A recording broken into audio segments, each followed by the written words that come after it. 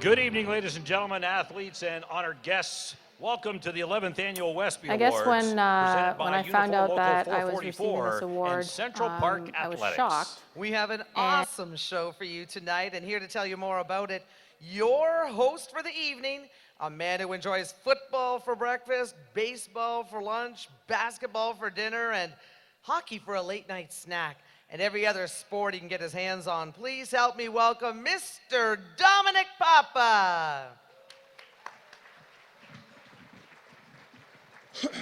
Good evening, good evening, good evening. Thank you for your patience. Thank you for attending tonight. And I think we've got a great show planned for you tonight. A lot of hard work for the last, I'd say, 10 months has gone into tonight. I've never been married, but I can only imagine what it's like putting a wedding together now. I kind of have an idea what it's all about, so I don't think I'll go to that avenue anytime soon. But we got a lot of great athletes here. We got a lot of great sports representation, which I'm really appreciative being here tonight. And again, without these people, none of this happens. Of course, I always talk about our business sector, the great partners we have here. You see a lot of them up on the board here tonight, up on the monitors. Give yourselves a round of applause because you are the ones that make all of this happen.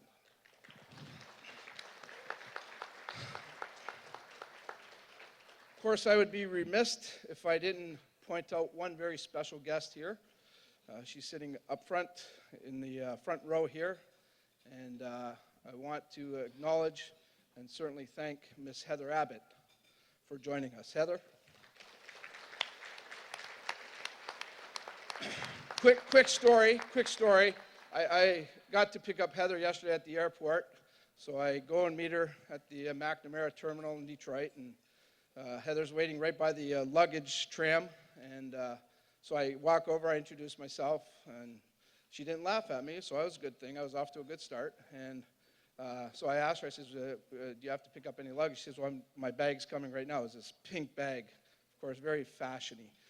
Typical Heather. Heather does great fashion, as you'll see. But so I grabbed the bag, and I place it on the floor to pull the arm up, and Heather immediately says to me, be careful, I have a leg in there, you know. So I was like, oh, jeez. So she broke the ice very well, and I appreciated that very much. But just tells you what Heather's all about. Just an outstanding lady, unbelievable courage.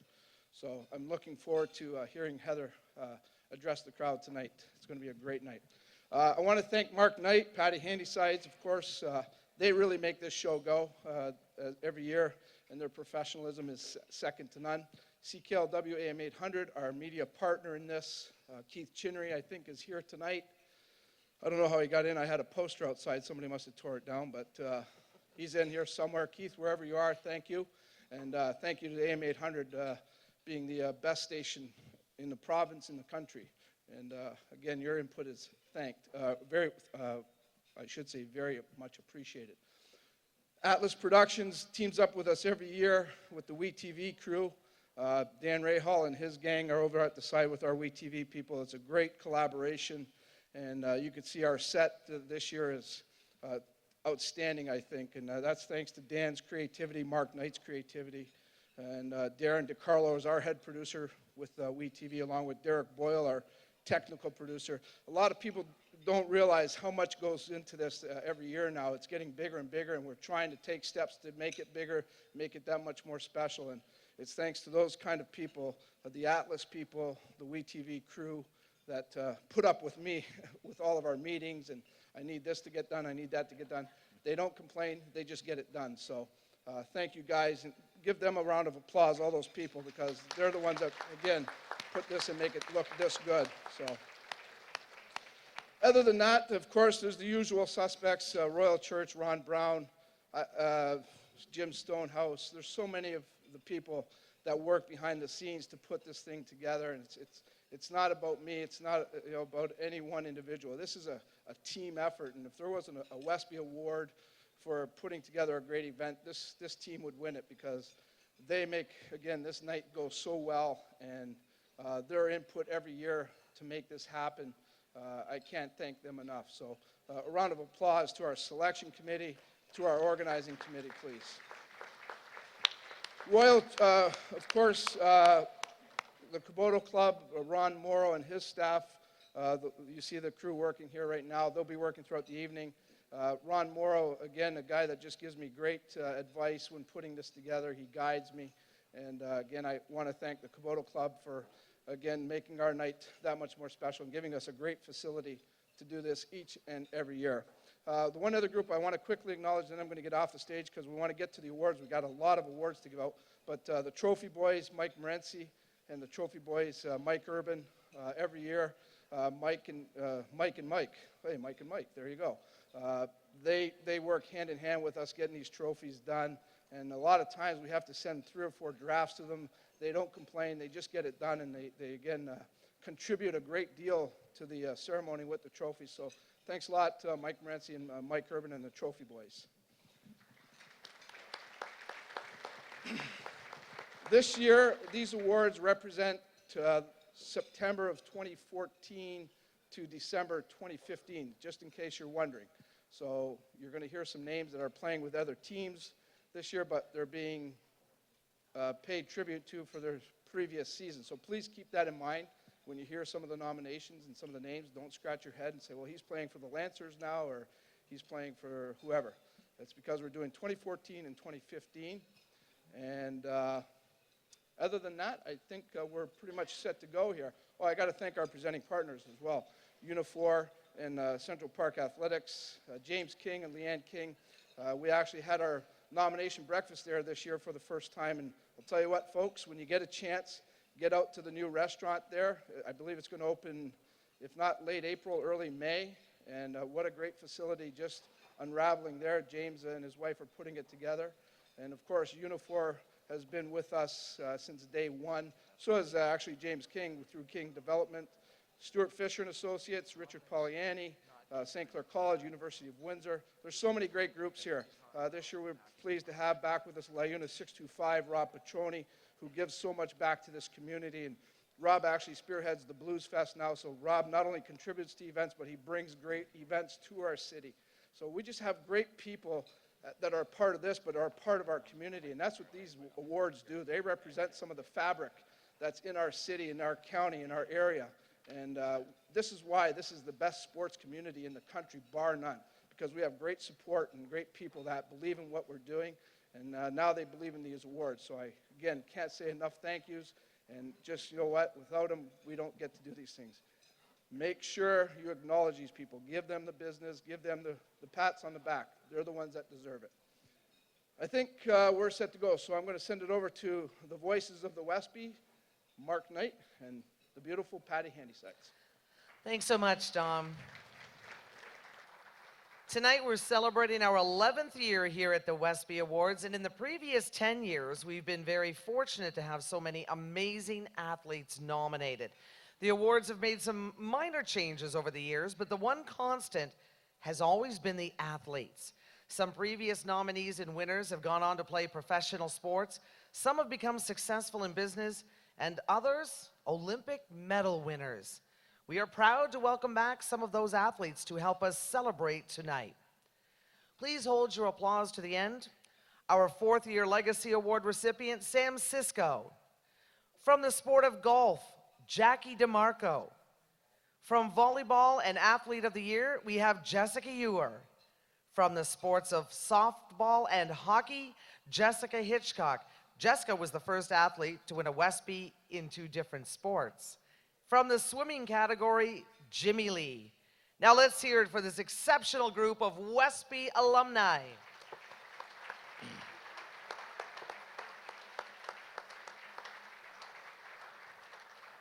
With those alumni mentioned, please make your way to the stage. Also tonight, we would like to welcome 3 more very special guests to our WESPY stage. Kathy LeBoeuf, Gerard Rive, and Jeff Wood. We all remember the Boston Marathon bombing. They were participating in the marathon that day, April 15th, 2013. Could you please make your way to the stage, and thank you for being here tonight.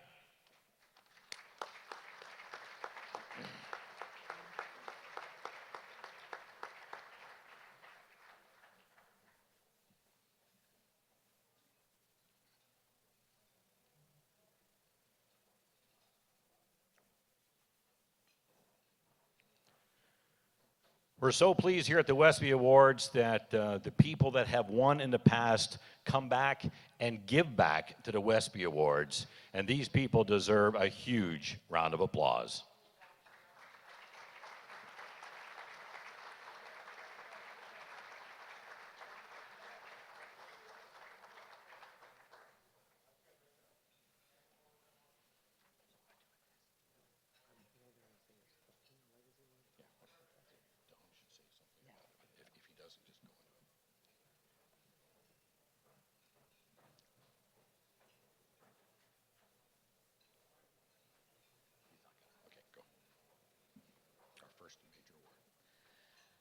And now our first major award of the evening. The Legacy Award.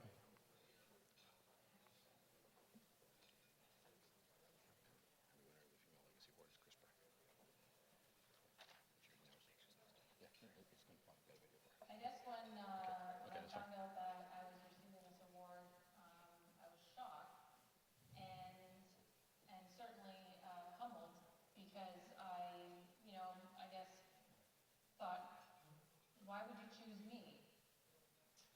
And then when I had to, sort of do a little bit of background information and try and make a list of, I guess, bio info, I realized that, after the last 36 years, I've done quite a bit of stuff in the volleyball community. So again, I was kind of over my shock, and now it's time to thank people for, what they've done for me while I've pursued this volleyball lifestyle.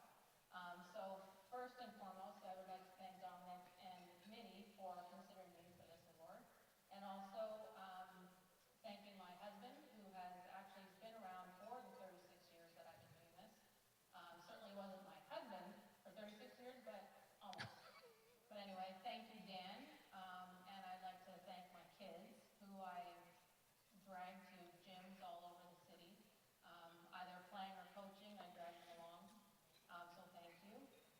And I'd like to thank my parents, my mom, and my dad, who's no longer with us, but thanks, Dad. He was my loudest fan back in the playing days. And I'd like to thank somebody who was really special to me, who also is no longer with us, and that is Tim Hommel. He was my first club coach, and he was actually the person who inspired me to achieve, what I did as a volleyball player, and then he was a mentor for me as a coach. So I would love to thank him for all of that, and just say, what, the volleyball community has been very good to me. I've been blessed with some wonderful relationships. I've met so many wonderful people.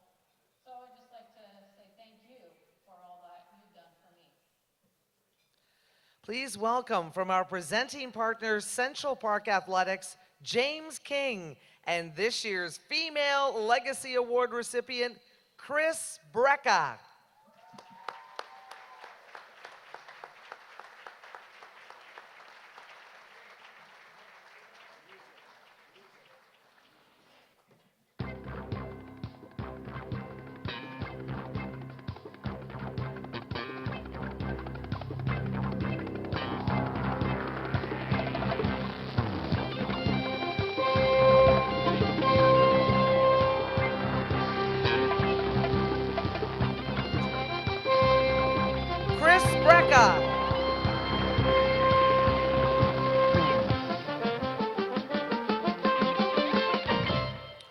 Our next award is for the Male Legacy Award, and we have a video for you as well.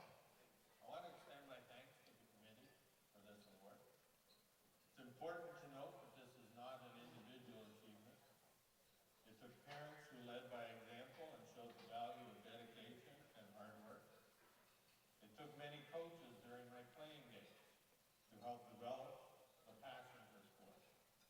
It took a former coach and mentor and friend like Navi Newton who encouraged me to give back to the community in coaching and other means.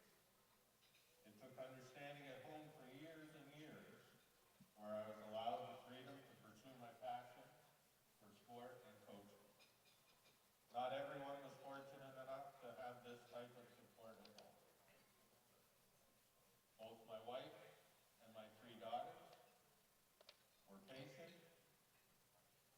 and willing to share their time with hundreds of other athletes. They were always big supporters, and as time went on, became a big part of the successes that we achieved. Being successful also took the help of numerous assistant coaches, managers, and support staff. Add to that list of necessary pieces the hundreds of talented, dedicated, and exceptional players who each played an important role in every team throughout the years. Whether it was the team captain or the amazing guys who played smaller supporting roles, the goal always remained the same. Through all their efforts, we were able to formulate a close-knit, team-oriented group, which made celebrating the successes much more enjoyable and suffering through the losses a little bit easier. In closing, I would like to accept this honor on behalf of the hundreds or probably thousands of people who made it possible.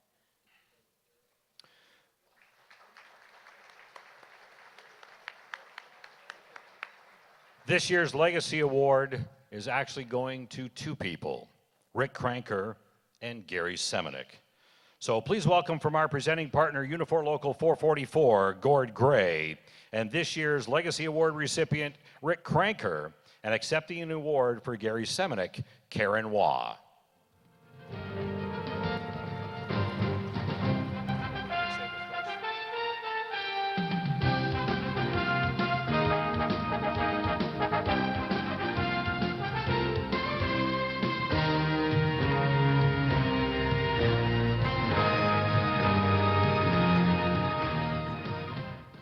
For 30 years and more, if you were looking for Gary Semenik, you could find him on the field, at the track, or on the court, playing, teaching, or coaching. The local sporting communities of soccer, baseball, and track and field are all better because of Gary. But thinking of his true love of sport and passions, his legacy will be forever ingrained in the sports of volleyball and basketball. With numerous city titles playing and coaching, Gary started the Windsor Adult Mixed Volleyball League, which is still going strong today. Gary would honor his teams with special recognitions throughout the year. If you were to ask Dominic Papa where the inspiration for the WESPY Awards came from, he would mention Gary Semenik's name. Karen?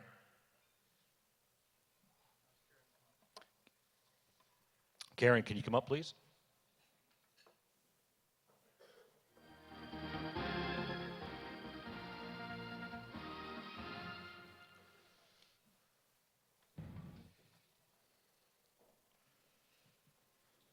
On behalf of the Waugh and Semenik families, and on behalf of the late Gary Semenik, it gives us great honor and great pleasure to accept this award.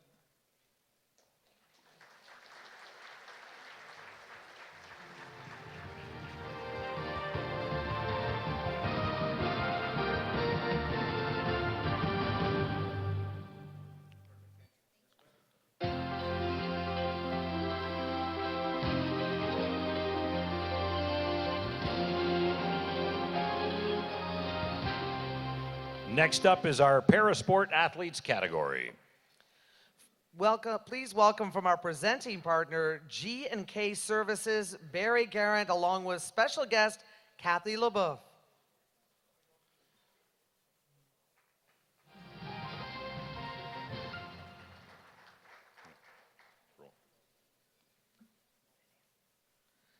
Our parasport athletes female nominees: Ashley Gore of the Essex Kent Ice Bullets, Jessica Matassa of the Essex Kent Ice Bullets, Virginia McLaughlin, Windsor Lancers. And the winner is Nope. Male.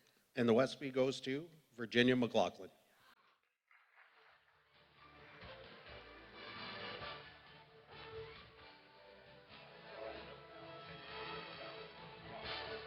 the parasport athletes male. The nominees are Tim Eckert of the Windsor Bulldogs, a 5-time winner, Mike LaRochelle of the Windsor Bulldogs, Corbin Watson of the Essex Kent Ice Bullets.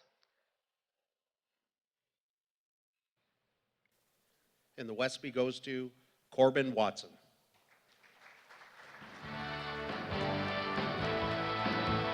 Virginia had personal bests in the 60-meter and 300-meter at OUA with a second-place finish, and again in the 60-meter at CIS, and finished second, along with a season's best in the 100-meter and 200-meter at the IPC World Championships in Qatar.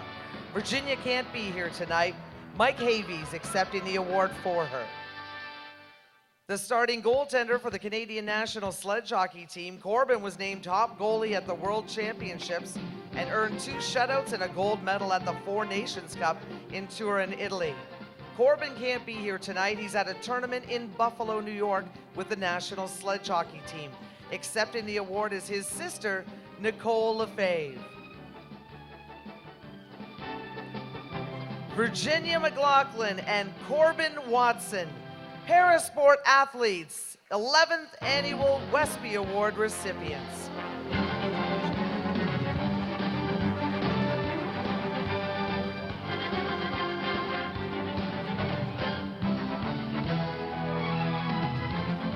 Let's continue on with the wrestling category. Please welcome from our presenting partner, Spine, Joint, and Sports Injuries Clinic, in his 11th year as an WESPY Awards partner, Anthony Mastro de Casa, along with WESPY alumnus, Sam Cisco.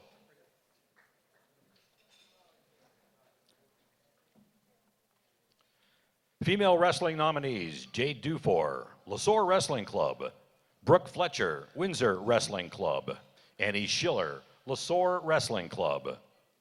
Male wrestling nominees: Yusef Klaib, Windsor Wrestling Club; Brody Collison, Windsor Wrestling Club; Owen Bernard, LeSource Wrestling Club.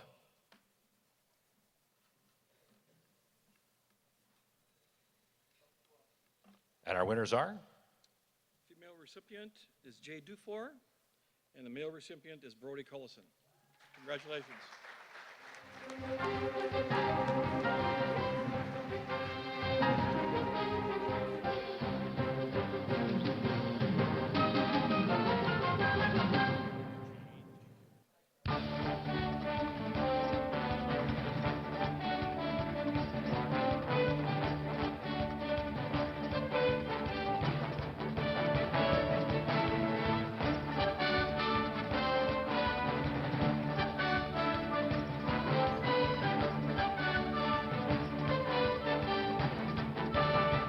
After winning WEXA, SWASA, OFSA, and Juvenile Gold, Jade's coach noticed the junior nationals were competing in the same venue and thought she should try. Well, you guessed it, she won gold there too. Brody's achievements last year included a silver at WEXA, gold at SWASA, and at OFSA. At the Ontario Juvenile National Championships, he hauled down another silver medal to add to his collection. Jade cannot be here tonight. She is wrestling for Concordia University in Montreal. Here tonight to accept the award is her father, Todd. Jade Dufour, Brody Collison, wrestling 11th Annual WESPY Award recipients. The soccer category is next. Please welcome from our presenting partner, MBSP Accounting, Angelo Battisti. Joining Angelo as special guest, Jeff Wood.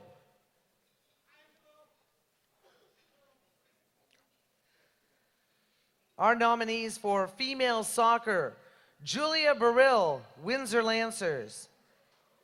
Emily Diddy, St. Clair College. Laura Lecce, Windsor Lancers.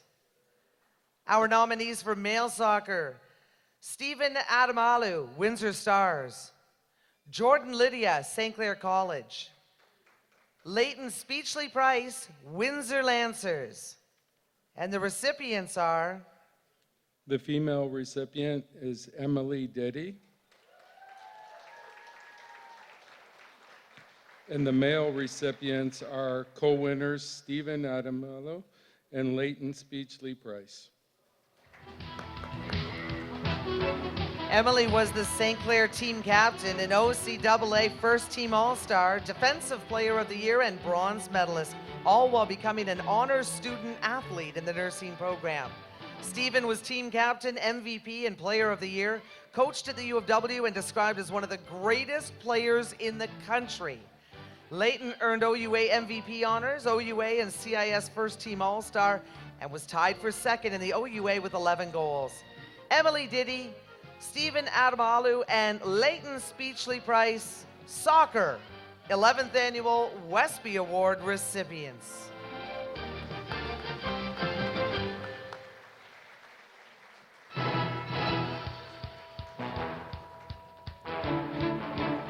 Football is our next category. Please welcome from our presenting partner, Penalty Box Restaurant, an 11-year partner of the WESPY Awards, Van Niferis. Joining them is special guest Gerard Rive.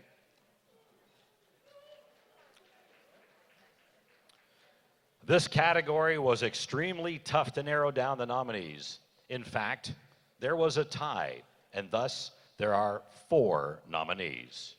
Gino Fracas Football, Anthony Bontorin, Essex Ravens, Matt Geyer, Windsor Lancers, Jalen Jackson, W.F. Herman Secondary School, Lievi Noel, A.K.O. Fratman. And the winner is? Jalen Jackson.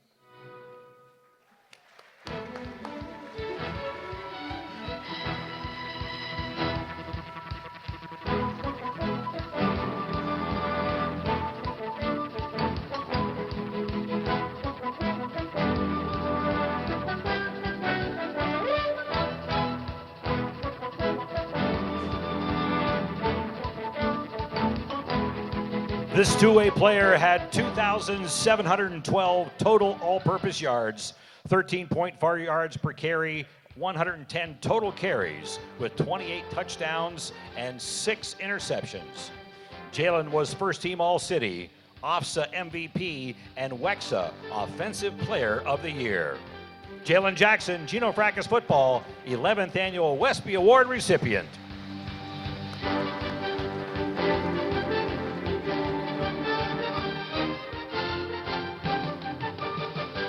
It's time to address the ball. Golf is our next category. Please welcome from our presenting partner, BMO Nesbitt Burns, Lasavita Wealth Management Group, another 11-year partner, Cam Lasavita, along with WESPY alumnus, Jackie DeMarco. Our nominees for female golf, Audrey Aikens, Golf Association of Ontario Public Player. Melanie Burgess, Roseland Golf Club. Alyssa Getty, Kingsville Golf and Country Club. For male golf, Thomas DeMarco, Essex Golf and Country Club. Bryce Evon, Roseland Golf Club. Liam Fisk, Essex Golf and Country Club. And the recipients are... Your female recipient winner is Alyssa Getty. And your male recipient award winner is Bryce Evon.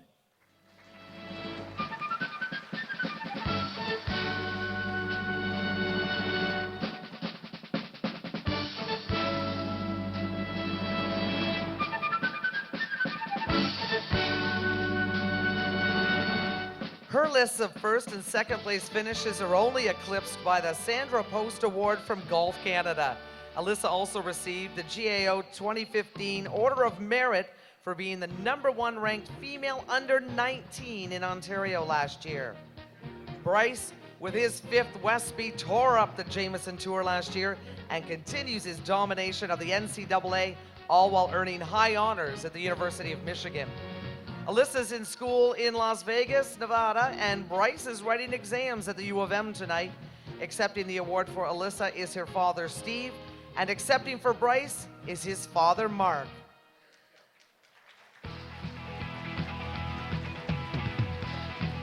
Alyssa Getty and Bryce Evon, golf, 11th Annual WESPY Award recipients.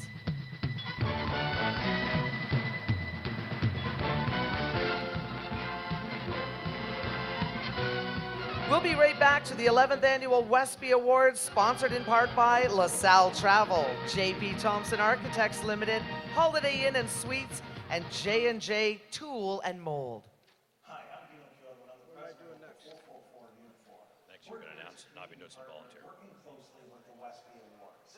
We're here to give our message to the youth in the schools with regards to being able to apply themselves to education and sports, something that gives them confidence and gives them the ability to succeed in life.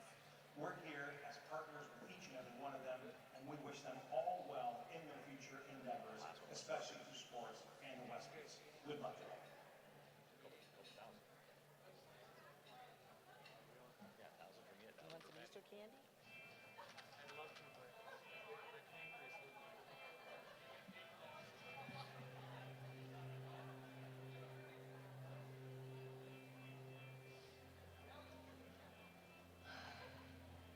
It was one of the most beautiful summer's days. Pushing the other side, and then I was on the burst of speed.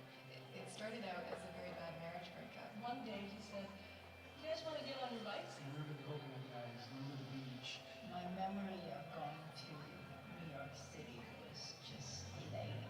I decided that I'm going to stop. That's when you crossed the goal. And we're going out on the lake. When I reached that wall, I thought, I'm not there. And I knew I had done it. He takes the lid off these creepy crawly worms on and he would pretend to eat them. I just remember us circling around out in the park. She just looked up at me and she said, I really like the new house, mommy. I hope that was a memory for him too. Putting the key in the lock, knowing that we were going to be okay. I have no idea. Oh. Absolutely. It's too close to the heart. No. Oh, no, I don't. Okay, no. A comprehensive financial plan and an investor's book consultant will help get more out of your money so you can get more out of life. Manpower. That's our specialty. We use it to build infrastructure, like the $1 billion parkway. That's real manpower in action. End-to-end over 1,000 strong, forming bridges, starting up tunnels, shaping roadways. Our manpower is in demand. Well-trained, highly skilled, tough as nails. We've got what it takes to build your career. A solid career for building a better future. Learn more. Feel the power.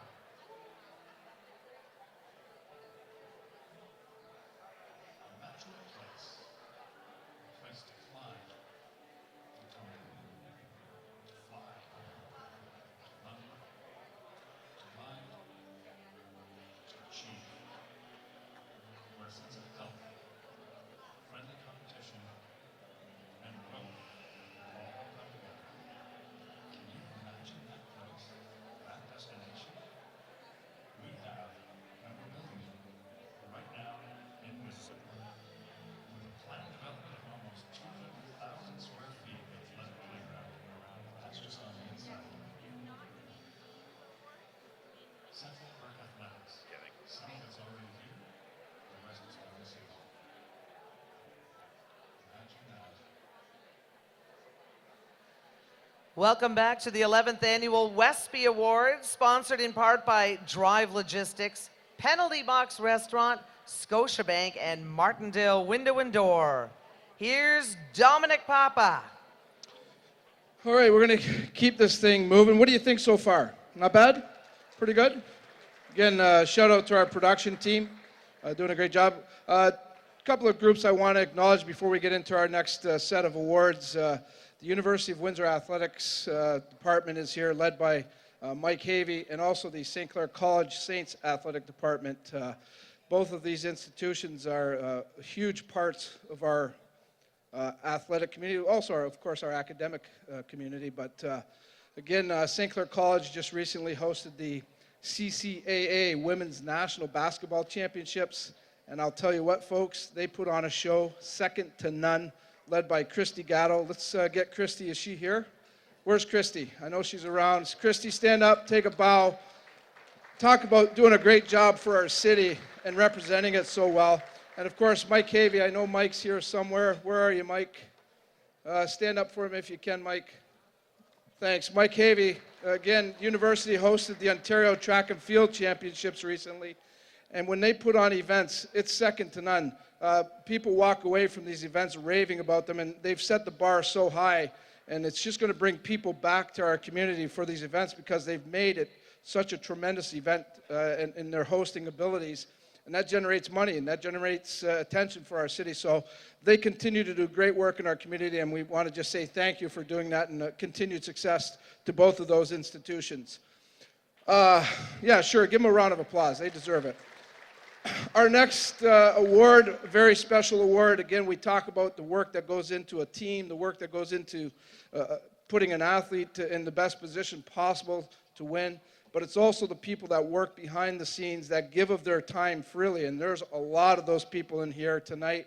There's a lot of those people in our sports community. And, you know, it was absolutely no question when, of course, Nobby Knudsen passed away, who was the premier volunteer person, premier volunteer leader in our city, in our community, that we created the Nobby Knudsen Volunteer of the Year Award. And that's where we're going next. We have two outstanding recipients this year, so I'm going to let Patty and Mark get that rolling and continue on with the WESPY Awards. Thanks, Tom. The names of this year's recipients were made public a few weeks ago and are listed in your program. The Female Volunteer of the Year, Sandra Garofalo from the Walker Homesites Baseball Club. And the Male Volunteer of the Year, Joe Claroux from the AKO Fratman Football Team. Please direct your attention to the video screens. We have two short videos for you.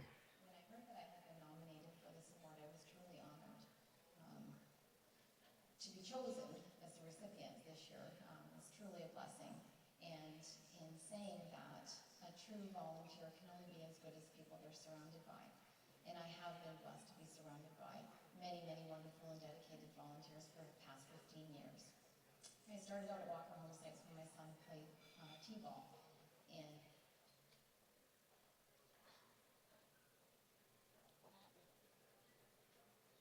when I heard that I had been nominated for this award, I was truly honored. To be chosen as the recipient this year was truly a blessing, and in saying that, a true volunteer can only be as good as people they're surrounded by, and I have been blessed to be surrounded by many, many wonderful and dedicated volunteers for the past 15 years. I started out at Walker Homesites when my son played T-ball, and came to find out that my father actually played at Walker Homesites. 1958 is one of the very first Walker Homesites Hawks. Over the years, times have changed, and the park has changed and grown, and a lot of people will say to me, well, why do you do this year after year? And I kind of go back to the night before I accepted my nomination as the president of Walker Homesites, when Jim Dalton had said to me, if not you, then who? And I say that to a lot of people every once in a while when they get frustrated, and I say, well, if not you, then who? Because we all have a little bit that we can give. Time, talent, or treasure is pretty important in this day and age. I'd like to thank my family, first off, because without them, I wouldn't have learned to grown to love the game. And especially my son teaching me the ins and outs of baseball, because I never played. And for all those nights that I put dinner on the table but ran out the door because the concession stand needed to be open and the gates needed to be unlocked and the hot dogs needed to be on the roller.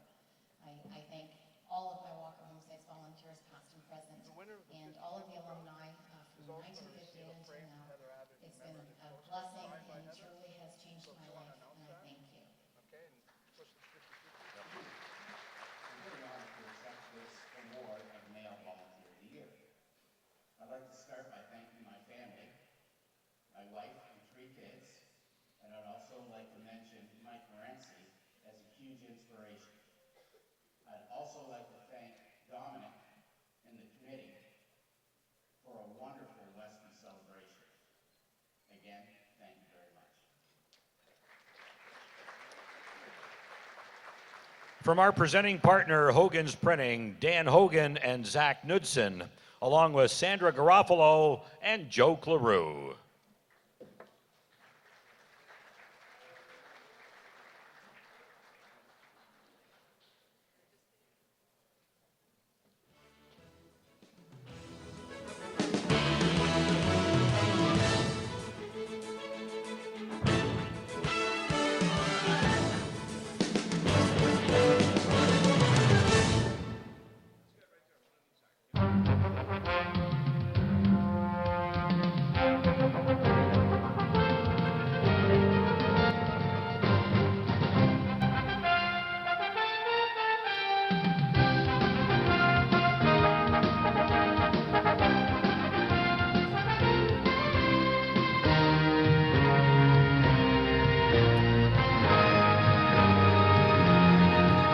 Nobby Knudsen Female and Male Volunteers of the Year recipients Sandra Garofalo and Joe Claroux.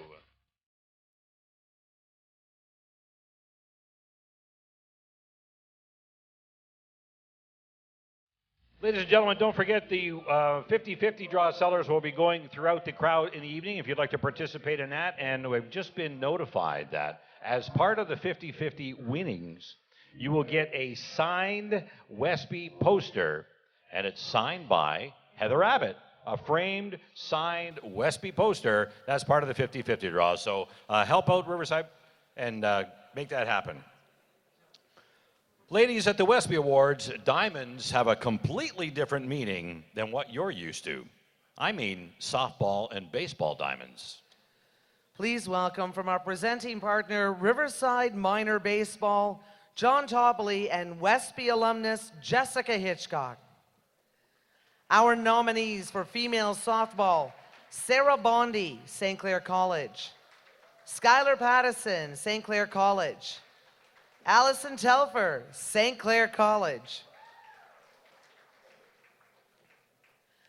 For male baseball, Eric Cunningham, Tecumseh Thunder Seniors. Paul Lamantia, Tecumseh Thunder Seniors. Steve Tino, Windsor Stars. And the recipients are... For the female, Sarah Bondi. For the male, Paul Lamantia. Come on up.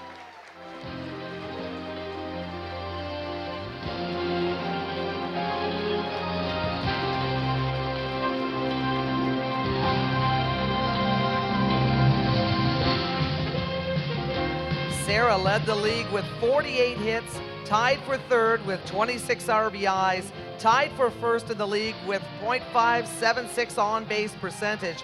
She finished the OCAA season with a .539 batting average. Paul was an All-Ontario senior outfielder, batting .430 with 64 hits. He has 37 runs scored, tied for 7th in the province. He led his team to a provincial title and a Canadian championship. Sarah Bondi and Paul Lamantia, softball, baseball, 11th Annual WESPY Award recipients.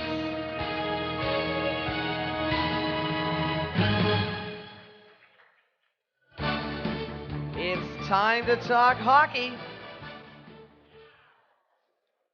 The Ed Jovanovski hockey category. Please welcome from our presenting partner, an 11-year partner of the WESPY Awards, Stuart Fisher and Associates, Richard Poliani, and welcome back, Jessica Hitchcock.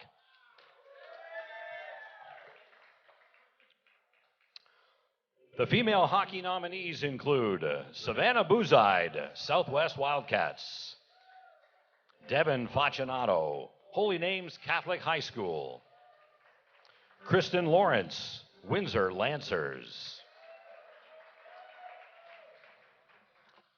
In male hockey, we have 4 nominees. Michael DiPietro, Sun County Panthers.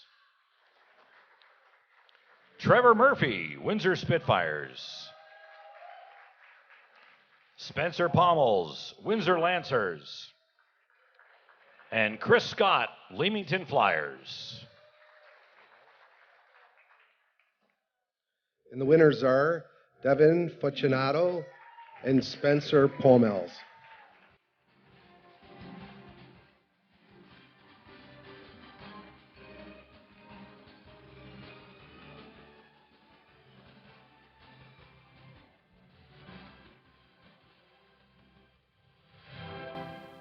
In 2005, Devin started out in boys hockey with Windsor Minor, graduating to the captain of the Holy Names High School team, a first-team all-city player, and a top student athlete with the highest average at the school. Devin has just recently been accepted at Cornell University, Ken Dryden's alma mater. A fourth-year player for the University of Windsor, Spencer had 61 points, 6 game-winning goals, and an OUA scoring title, the national scoring title, and was named CIS Men's Hockey Player of the Year. Spencer is playing professionally in Rapid City, South Dakota. His friend Chris Leeming is here tonight to accept the award. Devin Facinato and Spencer Pommels, Ed Jovanovski, 11th Annual WESPY Award recipients.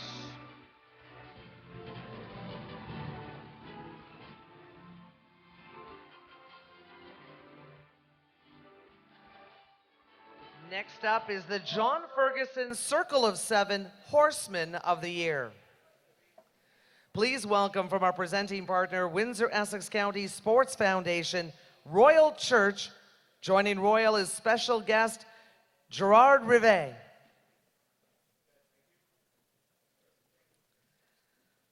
The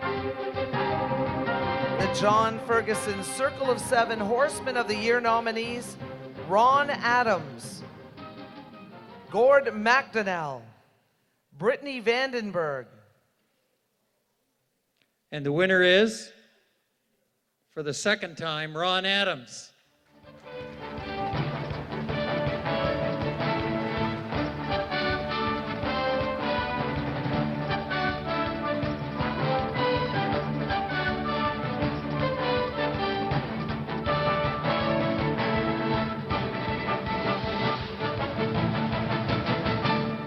Ron was named Canada's Future Star by the Standardbred Canada Racing Association.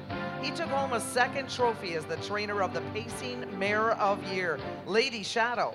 In 2015, winning 43 races, his purse totals were just shy of $1 million. Ron Adams, John Ferguson Circle of 7 Horsemen of the Year, 11th Annual WESPY Award recipient. Let's get ready to take a dip. Swimming is next. Please welcome, on behalf of our presenting partner, Harold Remark, Royal LePage Binder Real Estate, another 11-year partner, Dr. John Strasser, past president of St. Clair College, along with WESPY alumnus Jimmy Lee.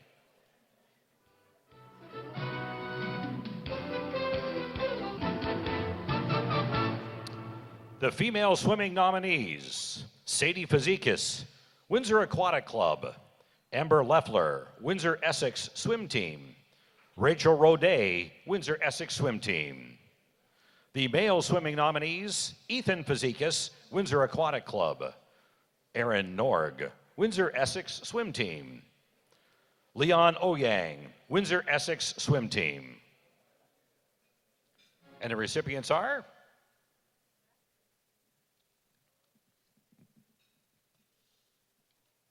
That was quiet. Before I do this, I retired the end of August, as some of you know, so go St. Clair Saints. Female swimming recipient, Amber Leffler.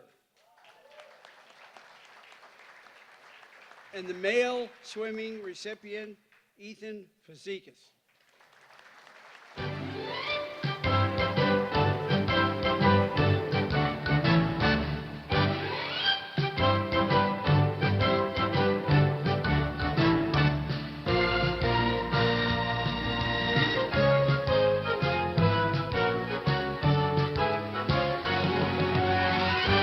Amber was the West Swimmer of the Year, silver medal at Age Group Nationals, multiple-time Ontario Provincial Champion, and Ontario Team Championships gold medals. Amber was invited and attended the National Relay Takeover Camp. She was now on a full-ride academic and athletic scholarship to Oakland University in Rochester, Michigan. Ethan is an outstanding young swimmer and competes at the national level. During the 2015 season at both Eastern Canadians and Age Group Nationals, he captured the gold medal at the 50 freestyle. He also placed third in the 100 freestyle at Age Group Nationals in Quebec City. Amber Leffler and Ethan Fazikis, swimming 11th Annual WESPY Award recipients.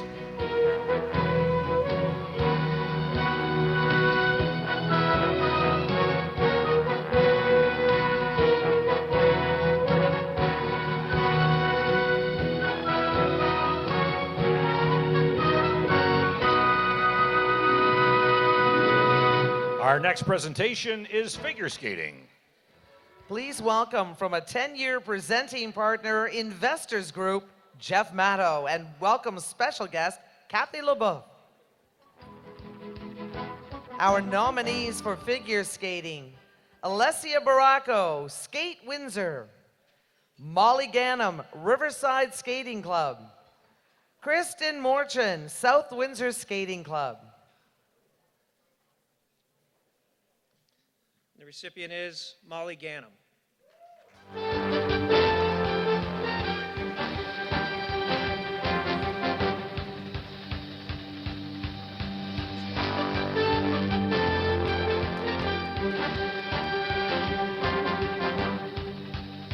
Molly is a three-time WESPY nominee who continues to compete at an elite level. She recently represented Windsor at the International Children's Games. In 2015, Molly placed 6th overall at the Ontario Sectionals for junior women and 13th overall at the Summer Skate, where she competed against some of the best skaters in the world. Molly Gannam, figure skating, 11th Annual WESPY Award recipient.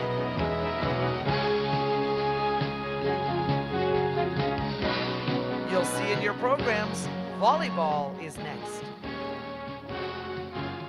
Please welcome from our presenting partner, Healthy Creations Incorporated, Chris Brecka, along with WESPY alumnus, Jessica Ewer.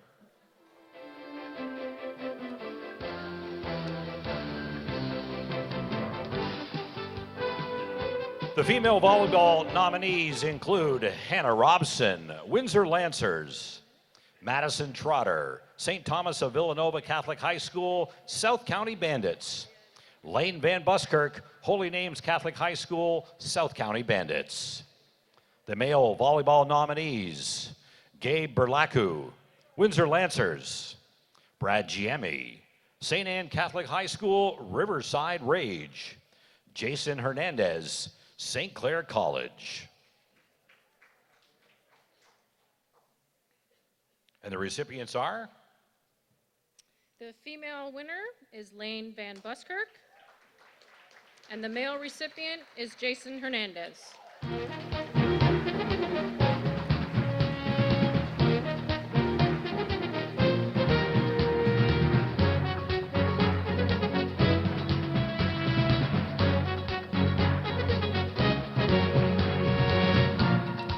Lane, a five-sport athlete, made the Canadian Junior National Women's Team, made the Ontario Provincial Under-18 team, and competed at the NTCC in British Columbia. Led South County Under-17 to the Division Tier 2 gold medal, which is 9th place overall at the OVA Championships.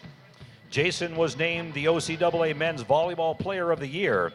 The fifth-year right side moved into his second place all-time with 1,145 career points and 950 career kills. He is also CCAA All-Canadian as well as OCAA West Division First Team All-Star. Lane Van Buskirk and Jason Hernandez, Volleyball 11th Annual WESPY Award recipients.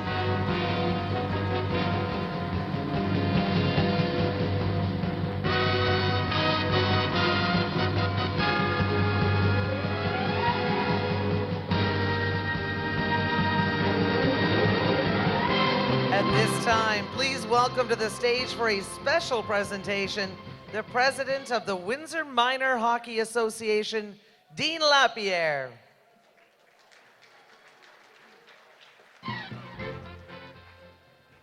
Thank you, everyone.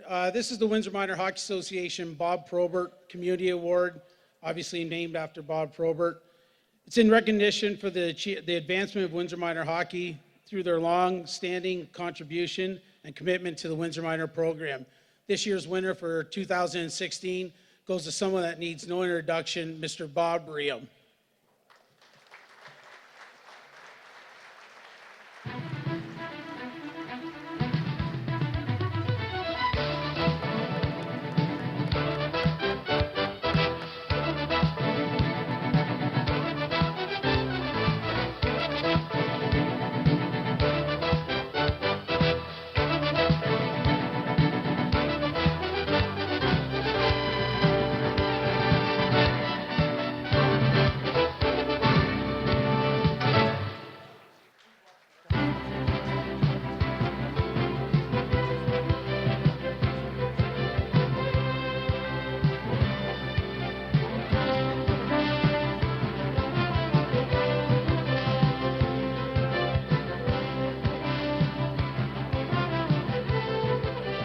Welcome back, Dominic Papa.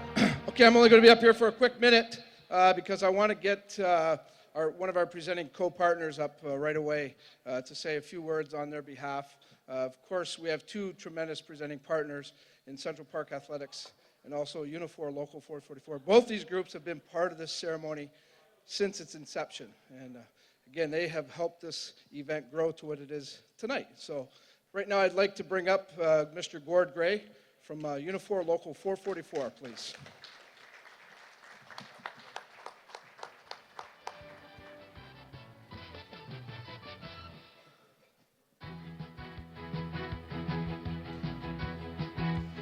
Good evening, ladies and gentlemen. Well, it doesn't get better than this. When I look out in the crowd, I thought I landed in Hollywood, but this is the Oscar of sports for Essex, Windsor and Essex County. And because of you, we're making it happen. Local 444, when we go back in our history, have always been associated with the Wespys. And we believe in our youth, we believe in sports. And it's because of that that we're part of this. We're a community partner through and through. I believe that our membership believes in this truly. I really believe that sports has that connection that takes you from youth farther out. And you know, it makes those communications so much stronger. You have adversities, you win, you lose. And those adversities, you're all winners, and sometimes we lose. So in saying this, I talked to Heather Abbott this evening, and you think about adversity. I guess you look under the dictionary, under the A, and you see Abbott, you see Heather, and really what adversity means and how you challenge that. And I don't want to go or steal her thunder, but when you think of where she's gone, where she's been, where she's gone, and where she's going with her foundation on adversity to reach out to others, I think she should be commended so much. And thank you for being here tonight on behalf of the Wespys.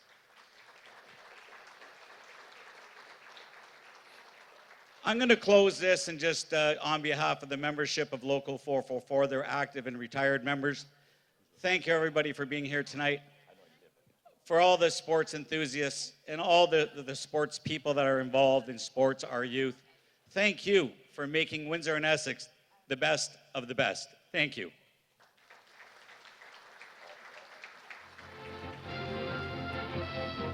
Track and field is up next. Please welcome from our presenting partner, J&J Tool and Mold, Mike Altenhoff, along with Adam and Kirsten. And welcome back, Jimmy Lee.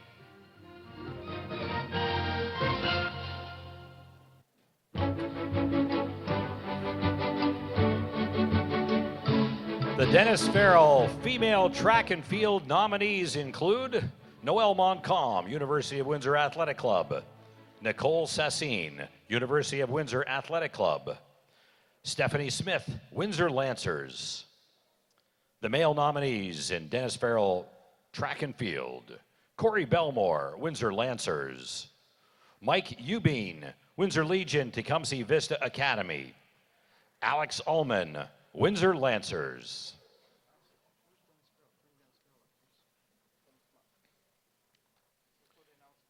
And the recipients are? And the female winner is Nicole Sassine. And the male recipient is Corey Belmore. At this time, we'd also like to invite Dennis Farrell up to the stage.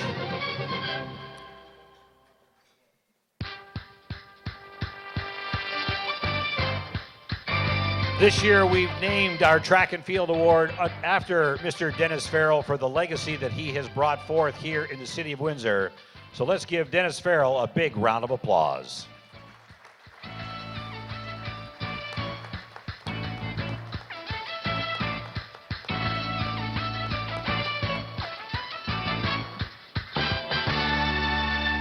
Nicole was a member of the Canadian national team and 10th ranked all-time Canadian. 3rd ranked Canadian in 2015. It was ranked in the top 100 in the world in 2015. Corey was an OUA All-Star in cross country and track with 2 CIS All-Canadian performances in track, team MVP for both track and cross country. He won the OUA Most Valuable Athlete Heck Phillips Award. Nicole is racing in a meet in Florida and can't be here tonight. Her friend Rich Johnson is accepting the award on her behalf. Nicole Sassine and Corey Belmore, the Dennis Farrell Track and Field 11th Annual WESPY Award recipients.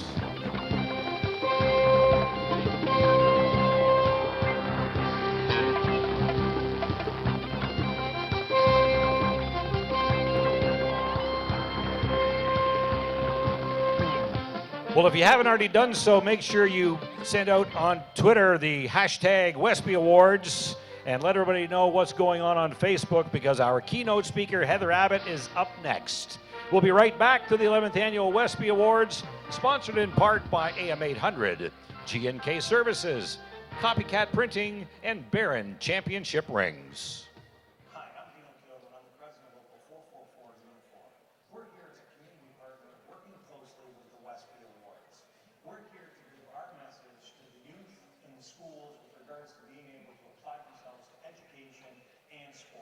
Something that gives them confidence and gives them the ability to succeed in life. We're here as partners with each and every one of them, and we wish them all well in their future endeavors, especially through sports and the WESPYs. Good luck.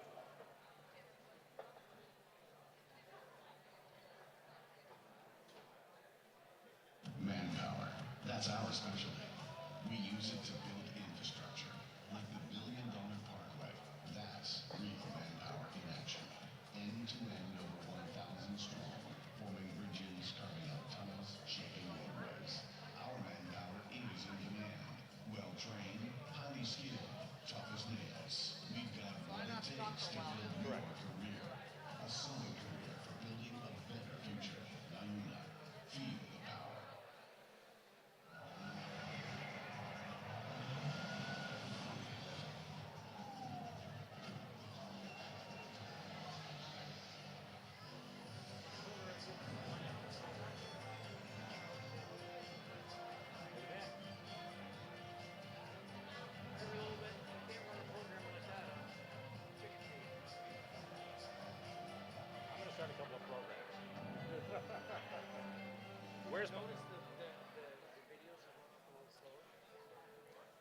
Welcome back to the 11th Annual WESPY Awards, sponsored in part by Spine, Joint, and Sports Injuries Clinic, St. Clair College, and University of Windsor Lancers. Ladies and gentlemen, please welcome to the stage from one of our major partners, Investors Group, Mr. Trevor LeDrew.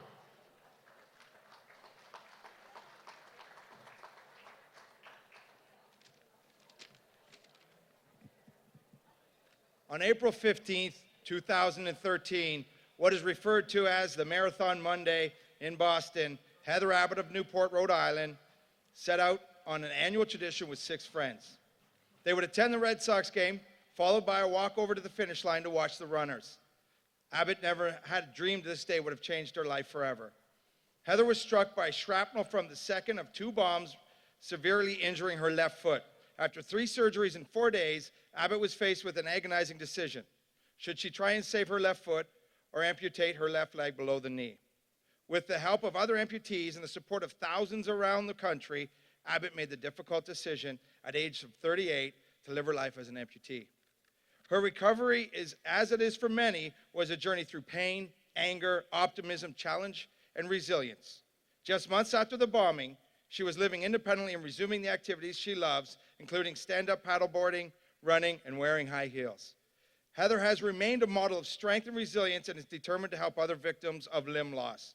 She's a certified peer counselor for American Amputee Coalition and is helping other amputees adjust to their new normal as others had helped her. By starting the Heather Abbott Foundation, she has another chance to help continue to pay it forward to all other amputees.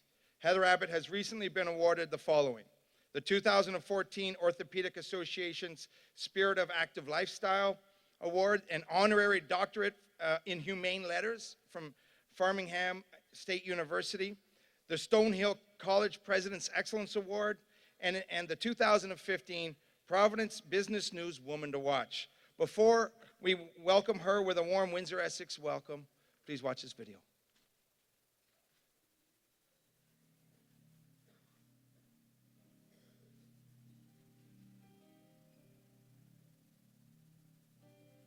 That day I came up to Boston with a group of friends to watch the Red Sox game and then go watch the runners finish close to the finish line at a bar called Club. We heard a loud noise. Everybody, all of us turned around. I know I saw a lot of smoke. I saw people, crying and running, and I immediately thought it was some sort of terrorist attack because it reminded me of something I saw on the September 11th events.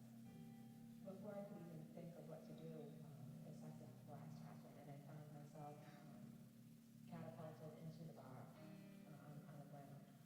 I felt like my foot was on fire. I was in a lot of pain, and I couldn't stand up.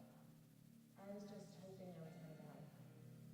Emergency medical technicians, Boston police, and some 400 National Guardsmen already on hand for the race immediately triaged the wounded. And just after 6 p.m., President Obama addresses the country, vowing to find those responsible.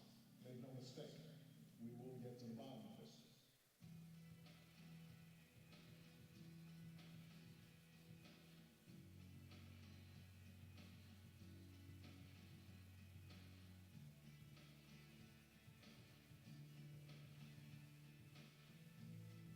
We have followed her story through every stage. Join Heather Abbott in her incredible strength after losing a leg to the Boston Marathon bombings. And now she is home. From her Newport apartment, Abbott tells us she feels blessed for the incredible encouragement. This week, a technician in New Hampshire shaped one of her prosthetic legs that will let her wear 4-inch heels. She told reporters she's looking to make good on the hospital pledge to get back on her feet literally. Wearing heels can be painful sometimes, but it's only painful in one leg. Or one foot.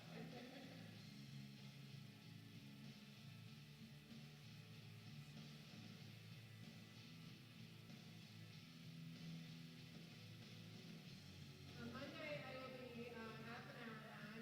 I'll be with all my friends from last year, and I will be waiting for Erin Chatham to come close to the finish line. Erin found me when I was struck with shrapnel last year. She and her husband Matt helped me get to safety, and she's running her first marathon, and I'll be hopping in to join her for the last half mile. It is amazing to see, just like she did every year on April 15th, Heather Abbott went to the Red Sox game and then went on to cheer the runners in the Boston Marathon. But she was one of the victims of the attack, and today she is a strong survivor. Frankly, you just have to see it to believe it.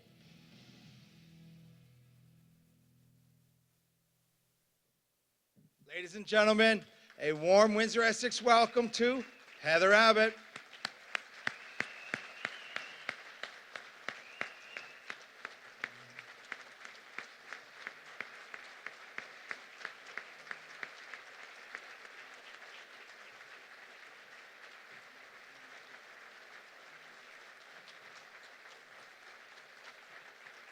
Thank you so much.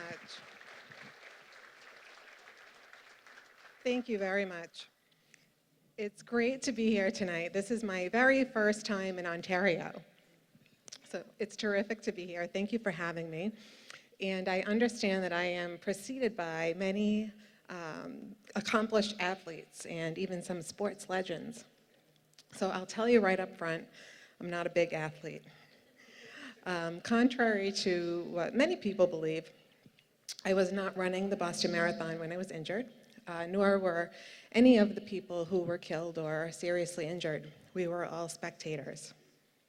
I was a 5K runner, casual runner. I liked to go stand-up paddleboarding, and that was about the extent of my athleticism. But I am oftentimes asked to speak to audiences to talk to them about how I got from being struck by a bomb and having my leg amputated to standing here before you today in my 4-inch high heels. So that's what I'll be talking to you a little bit about this evening. Thank you.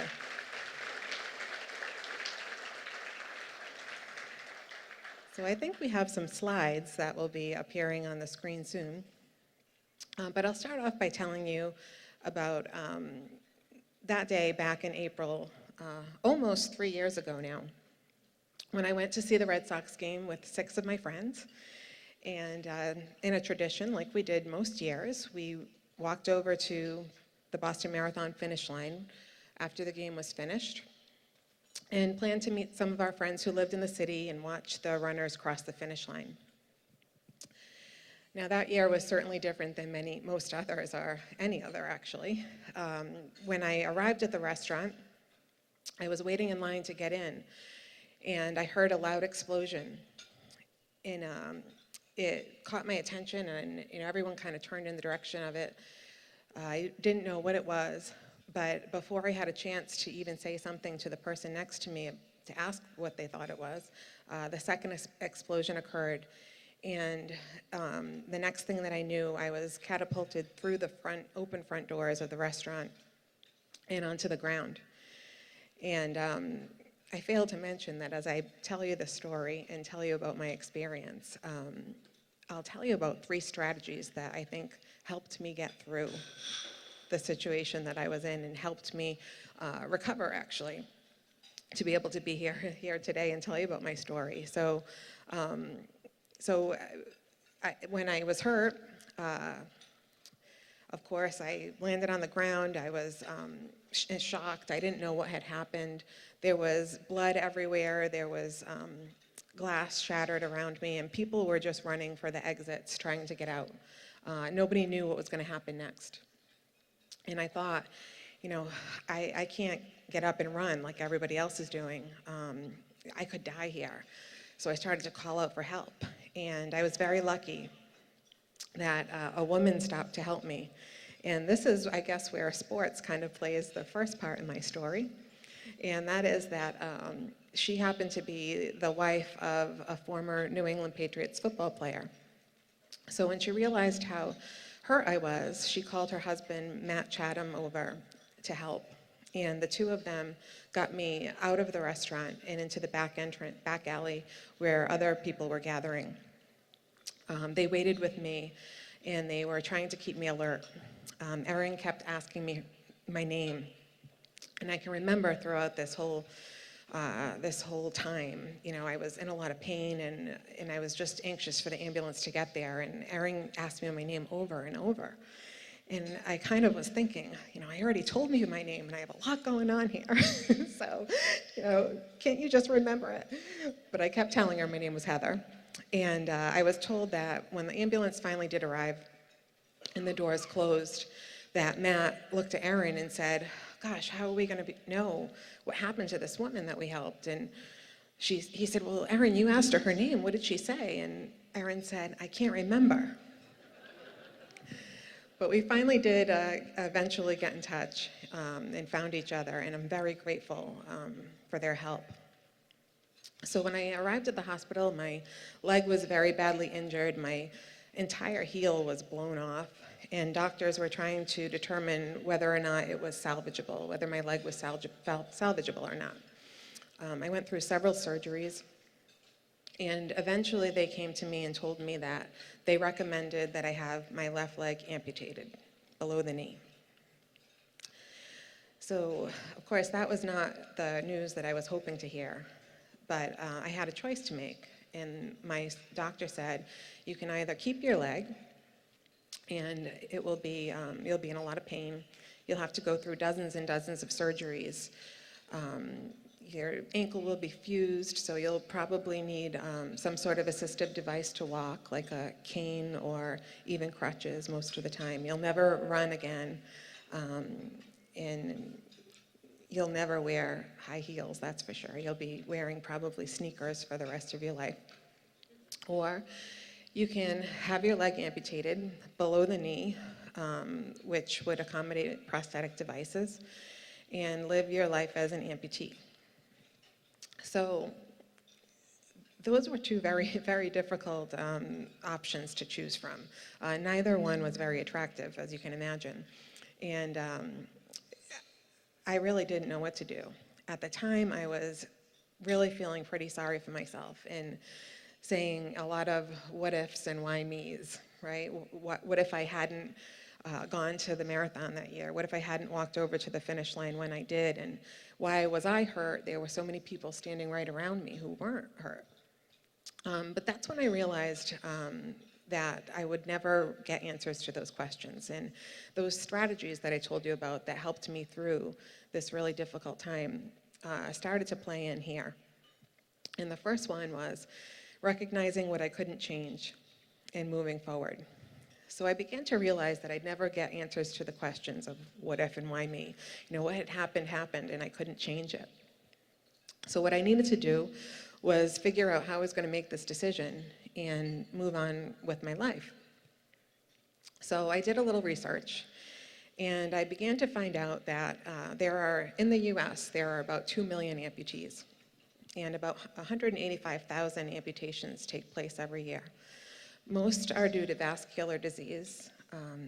Most of the people who have amputations are men, and most are over the age of 50. So I realized that I was going to be in the minority in almost every category. I had a lot of questions.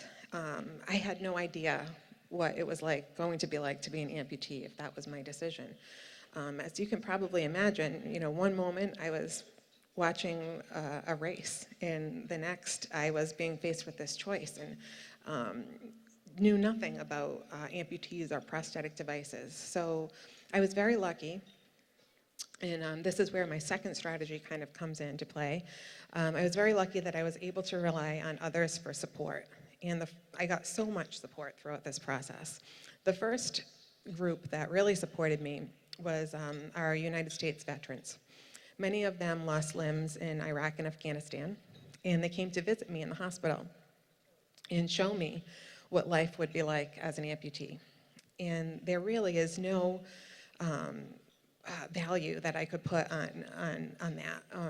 To be able to see somebody in person and hear about their experiences and ask them all the questions that I had and really get hope from them. So they were a really important group in my decision-making process. As you know, I did decide to have my leg amputated, and thanks to them, got a lot of help and advice. What they told me was that if I did have my leg amputated, you know, I was going to be able to live an independent life. I was going to be able to get back to doing all the activities that I loved. There were different prosthetic devices available for things like running and swimming and biking, even wearing high heels. So that was great news. But the bad news was these prosthetic devices were extremely expensive. And in the United States, we don't have the best health insurance. So one very basic device would be covered by health insurance, and any other device would have to be independently funded. And they cost quite a bit of money. They can range in price between $20,000 and over $100,000. The leg I'm wearing here tonight, this high heel leg, cost $70,000. So I also needed to rely on a lot of people for help. So I was very lucky that the governor in Massachusetts established the Boston One Fund, which eventually collected over $81 million to help with the cost of medical expenses for those of us who were injured in the bombing, which was terrific.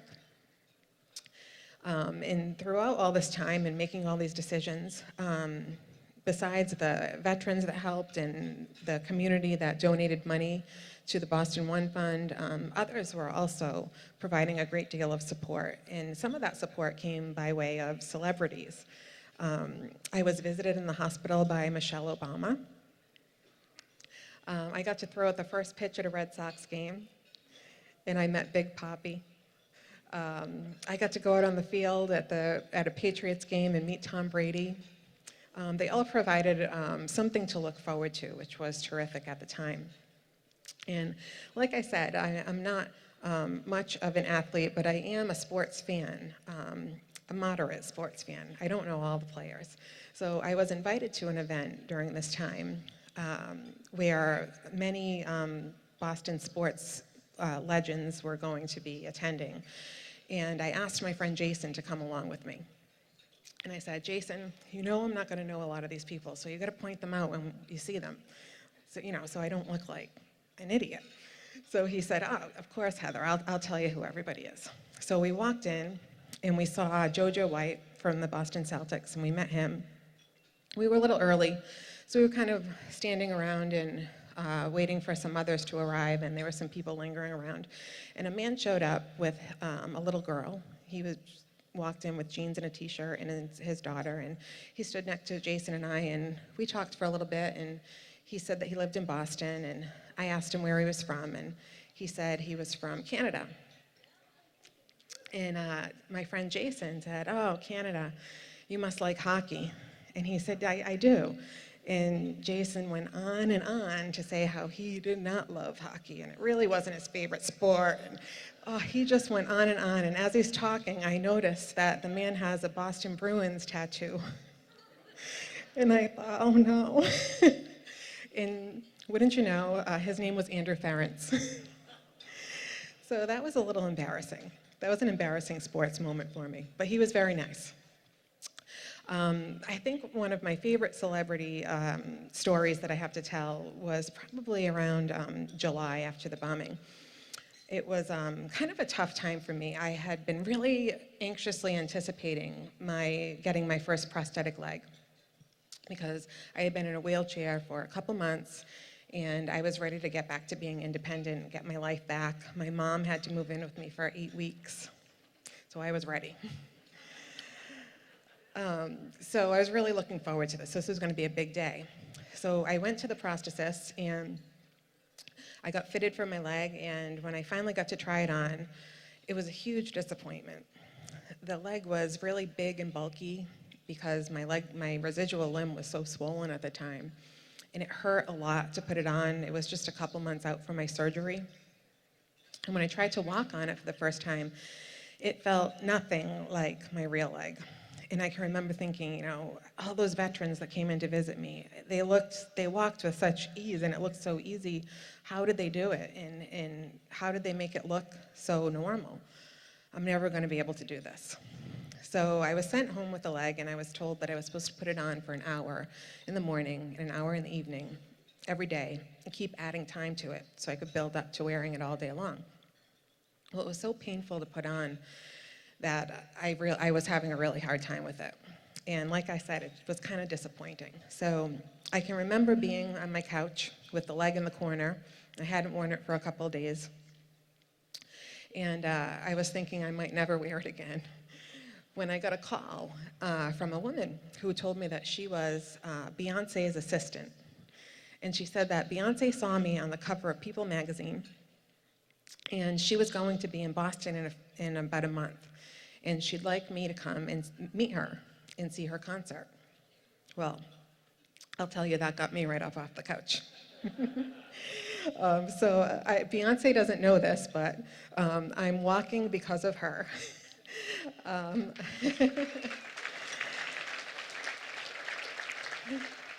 did get to go to her concert, and I was standing on my prosthetic leg the whole time, and it was great. So that support was terrific too. Another group that gave a lot of support and still gives me a lot of support are the other bombing survivors. So there are 17 of us all together who lost limbs in the bombing. And most of us are a pretty tight-knit group, and we keep in touch. We ranged in age at the time of the bombing from 7 to 70. And despite the age differences among us, we're all very close, like I said. One of my favorite stories is about the youngest of us. Her name's Jane. Jane Richard lost her brother in the bombing, and she also lost her left leg below the knee, just like me. So one day I was at the ear doctor, and a lot of people don't realize this, but most of us also have hearing loss problems. So it's not that unusual to see another bombing victim in the waiting area at Massachusetts Eye and Ear. So I had been checking out, and I was at the desk, and I felt somebody tug at my coat. And I looked down, and there was Jane. And I said, Jane, what are you doing here? You have an appointment? She said, yeah, my dad and I have an appointment. We talked for a little bit, and I had just gotten my high heel leg, so I had it on at the appointment. And I saw her looking at it, and she said, that's not the leg you were wearing last time I saw you.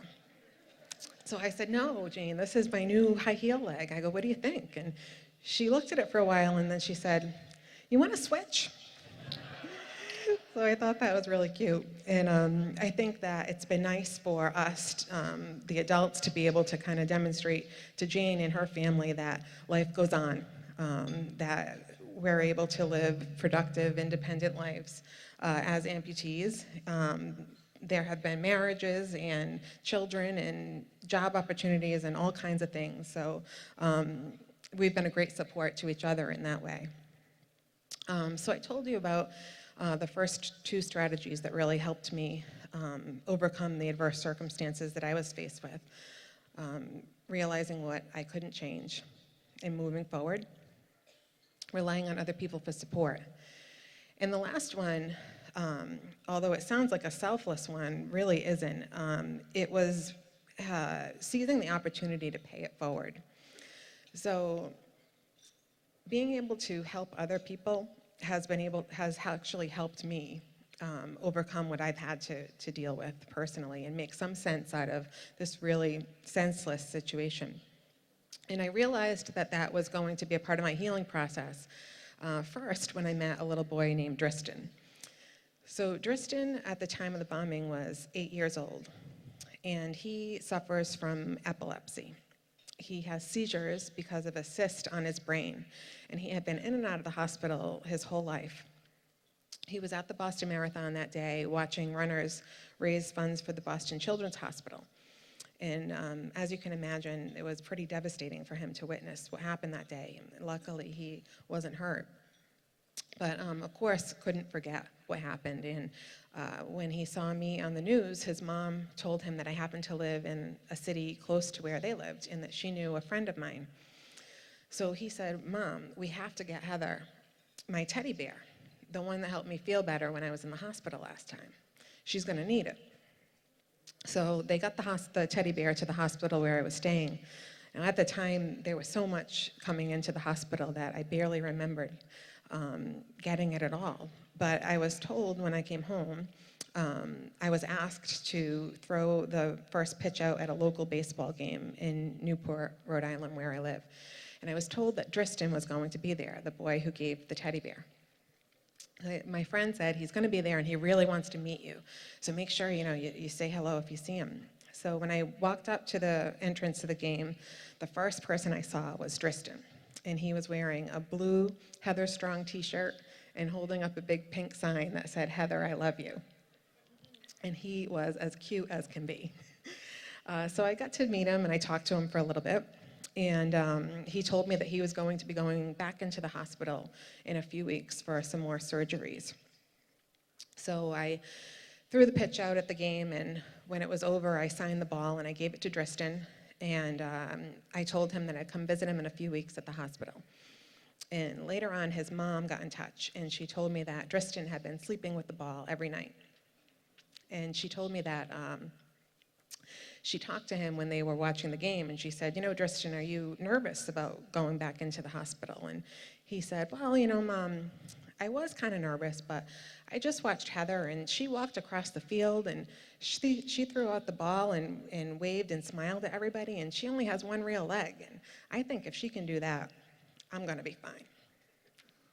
So it was really nice to hear that, and kind of made me realize that telling my story might be able to help other people going through difficult situations, you know, not just amputees, but the strategies that I talked to you about really could apply to a lot of people. And that's what I found through telling my story all over the US and now for the first time in Canada, which has been really great.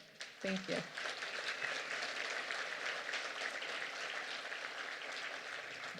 So finally, I just wanted to tell you about the ultimate way that I have found to pay it forward. And that has been by creating my own foundation. Now, I told you about how expensive these prosthetic devices are in the US. And oftentimes, I'll go to visit amputees in the hospital and talk to them about prosthetic devices and what it's like to be an amputee, just like those veterans did for me. And it breaks my heart to know that they might not have the same opportunities that I had to do all the things that I love, simply because they can't afford a $30,000 running leg or a $85,000 leg with a microprocessor knee. So I decided to start the Heather Abbott Foundation in order to give these customized prostheses to victims of trauma. And we've had great success so far. We've given out 2 different legs. We gave one to a young woman who's 26 and thought she'd never wear high heels in her life. And we got to see her in high heels for the first time, and she was thrilled. And our second one was given to a little girl named Corey, who's 9 and loves to play soccer. And she now has a new spring in her step, thanks to her Heather Abbott Foundation leg. So it's been really great to be able to provide that to other people, and even though certainly can't help everybody, being able to help a percentage of the amputee population has been a huge help to me, and we've got 5 other legs in the works right now. Thank you.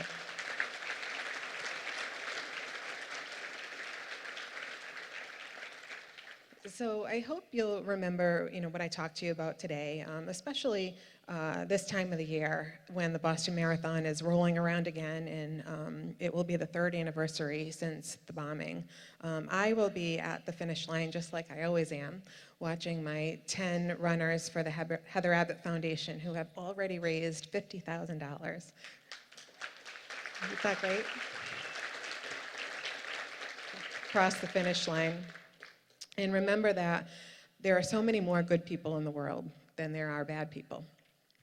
So I hope that you'll remember my 3 strategies. And again, thank you so much for having me here tonight. Congratulations to all of the winners, and thank you again.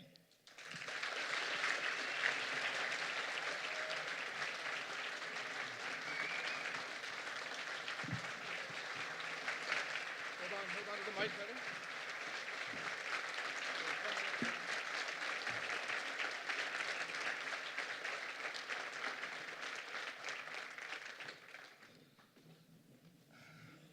Courage? Can you say that about this lady or what? Did you hear when she says, I'll be at the finish line at the Boston Marathon? How many people would ever dare go back to a place like that where they lived a hell? And Heather has taken this on and just put it aside, and she's living a full life. And, you know, we complain about the littlest things in the world, and here's a lady that almost lost her life, and she just keeps going forward and living life to the fullest. Thank you, Heather. Heather has, we started last year, we had Chris Pronger as our keynote speaker, and Chris was gracious enough to do a question and answer period. Heather has consented for a few minutes anyways to do a Q&A with us here this evening, and we certainly appreciate that. So my first question, Heather, obviously is how excited are you that you can still live a normal life like you were living previous to the bombing? Well, I mean, obviously it's hugely important to me, and I really didn't know what would happen when I found out I was going to be an amputee. I didn't imagine that amputees were able to travel by themselves and live alone and go on long walks and runs and all the things that I'm able to do. So it's great that I'm able to do it, and a lot of it is because of the great technology we have now. You are here tonight, and I'm sure it's fair to say, folks, that Heather's inspiring us in a lot of ways here. Who inspires you? You know, who inspires me probably the most is the other amputees that I've met along this journey. You know, people say to me all the time, "Gosh, if something like that happened to me, I don't think I could have gotten through it. I don't think I'd be able to go on." And I always think about them because some of the major things that helped me move forward were the support. I had support from all over the continent. People are reaching out everywhere. Like I said, all those celebrities and even the First Lady wanted to talk to me and encourage me. I had charitable donations offering to help with my prosthetic devices. I had the Boston One Fund, so I didn't have to worry about my medical expenses. And I think about all these other amputees who had none of that, and they somehow had to get on with their lives, and they did it. We have the best of the best in our athletes here tonight from Windsor and Essex County. You mentioned that you've met several great athletes now. Has your mind changed about sports at all? And do you find maybe that you're even motivated to try some new sports? Well, I would say I'm more of a sports fan probably than I had been before, especially when I get to watch some of the people I've actually met, which is great. The Red Sox in particular have been really terrific to me. They make donations to my fundraiser for my foundation every year and keep in touch and oftentimes invite me and the others back. So I would say I'm much more of a sports fan. I'm not so sure I'm going to go out there and play anything myself yet, though. Well, I know Coach Chantal Valet is here tonight. You're sitting with her. And if I know Chantal, she's going to try to recruit you tonight. So I'm just going to give you fair warning, okay? As you go on, Heather and we got the chance to talk quite a bit earlier today. Goals, I would imagine you're setting goals for yourself now in your life. What are some of the major goals now that you want to tackle and prove that you can still go on and live this full life? Well, I think, a couple of my goals mostly have to do with the foundation and eventually raising enough money so that I can work for the foundation full-time. I'm also involved in some advocacy for amputees and changing some of the laws in the U.S. around Medicare and health insurance related to the coverage of prosthetic devices. So a big goal of mine will be to be able to make some changes there. I would imagine this experience has been almost like a second education for you. Absolutely. Something I knew absolutely nothing about. And I think about all the different medical conditions that are out there and how ignorant I am to them as well. And everybody is until you are thrust into the world of something you never thought you would be. All right. Ladies and gentlemen, Miss Heather Abbott. I want to invite Trevor LeDrew up, as is custom here. Through Trevor LeDrew and his group, the Investors Group, and his generosity, he has a very special gift. Thank you. Heather, in preparing for your introduction today, as a man who has a wife and a sister and a daughter, I thought you would be a fantastic role model for them, but I was wrong. You're a fantastic role model for all of us in showing us how it's not about getting knocked down, but how you get up. And we have a small token, something you can remember us by, a ring by Barron's. Thank you so much.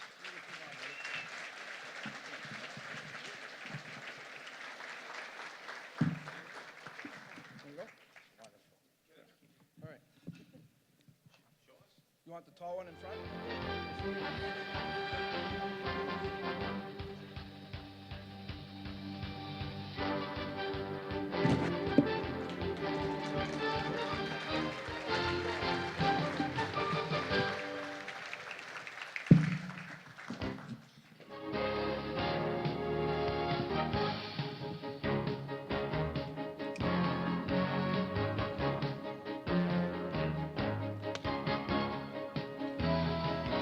All right.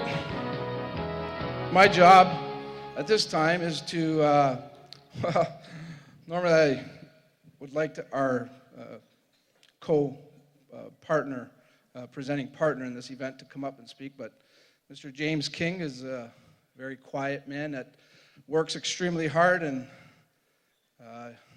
he does his talking at the business, I'll tell you, and he does a great job at that. He's a tremendous leader, and if any of you have taken a drive along Grand Maris and Central, you'll see this amazing facility being erected in our city. And it's the Central Park Athletics Complex. James and Leanne King are the proprietors there. And they basically have opened up their door and their hearts to our city and our county to make this place available. They have partnered up with the YMCA. They have the Catholic District School Board on board with them. And they are currently negotiating with several other groups to make it their home. Windsor AAA Zone plays out of there, Fred Baldwin and his gang. It'll also be the home of the Easter Seals Telethon this year, and James and Leanne King have graciously donated the facility to that great charity fundraiser at their facility. Thank you to that. And every year, I get to sit down with James and Leanne, and basically we talk about the event. Of course, they tell me what they would like to see, and I tell them I try my best to give them what they want, but they never say no to me. They've always come through, and no different again this year. Their generosity is a big part of the success here tonight, and like Unifor and Central Park Athletics, groups like La Una. This city just does not go without people like this. So I want to pay tribute to James and Leanne King. Central Park Athletics, get to their facility. It's a wonderful facility. It's being done for our community, and that's where their heart is, just to make it available to our community. That's what they're all about. They're community people. And if you haven't seen this place, folks, I'll tell you what, you'll walk into that facility, and you will just stand in awe of what they have created there. It's a magnificent facility. It's totally unique to our area. Probably, I know, I haven't seen all the facilities, but I would have to say it's one of the premier ones in Ontario, if not Canada. So congratulations to James, to Leanne. Continued success to you. Thank you for your help this year again. I'm going to turn it over to, well, I want to thank Heather again, too, as well. Without that great speech, again, the night just keeps getting better and better, and it's going to continue to get better and better. So I'm going to throw it over to the voices of the WESPY, my partners, Mark Knight and Patty Handysides. Thanks, Tom. Just a reminder, the 50 tickets are still being sold. It's over 350 now. Plus, you win a signed Heather Abbott poster of the WESPY poster. So make sure you watch for people coming around selling tickets for the 50-50 draw tonight. Now, please welcome from our presenting partner, Martindale Window and Door, Scott Martindale, and joining Scott is WESPY alumnus Sam Sisko.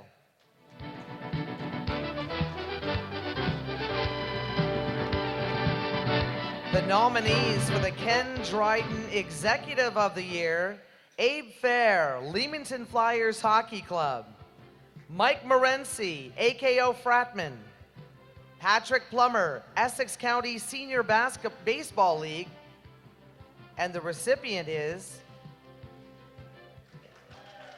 And the recipient is Abe Fair.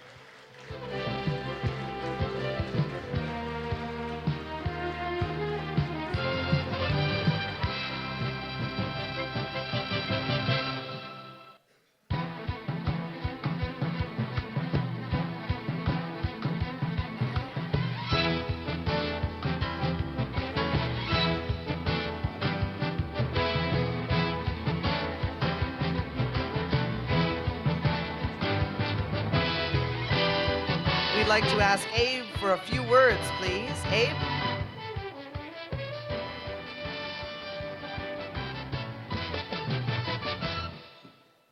Abe Fair of the Leamington Flyers Hockey Club. It's a great honor to be nominated and to receive this award tonight. We took over the team 6 years ago, and with the great staff that we have on board, it's been just a wonderful 6 years. We just clinched or made the conference championship final again last night. We're starting this coming Thursday, and it's just an honor to be part of a group of athletes and coaching staff and other staff that are working with the team. So it's been a great 6 years and a lot of fun for me, and I'm glad for my wife to put up with me for all the time that I spend with the team. Thank you again.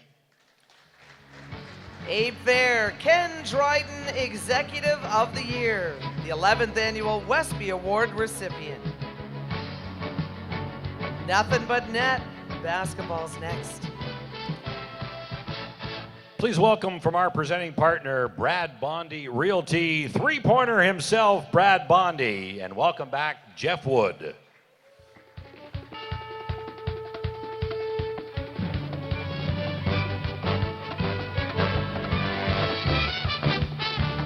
The female basketball nominees, Shannon Kennedy, St. Clair College. Lekka Sodad, Holy Names High School. Carissa Williams, Windsor Lancers. The male nominees, Quinnell Brown, Windsor Express. Isaiah Osborne, Kennedy Collegiate. Rotimi Asantola Jr., Windsor Lancers. Thank you. It's a pleasure to be here, and I'd like to, on behalf of Team Brad Bondy and the RE/MAX family, congratulate all the nominees and especially the winners. And the winners, the recipient, for the female recipient, Carissa Williams. And the male recipient, Quinnell Brown.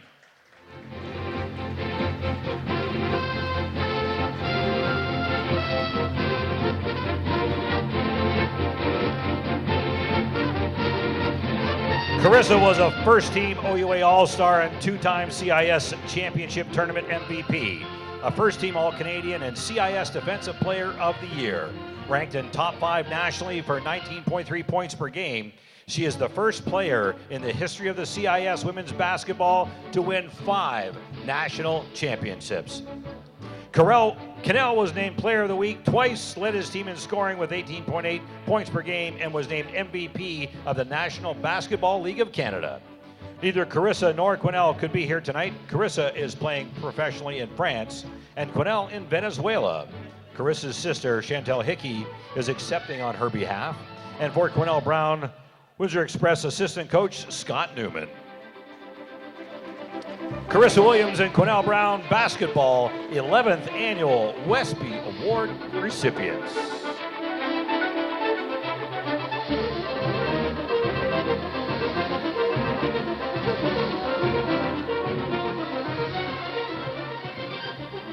The McTagg Law Firm Award for Courage and Determination.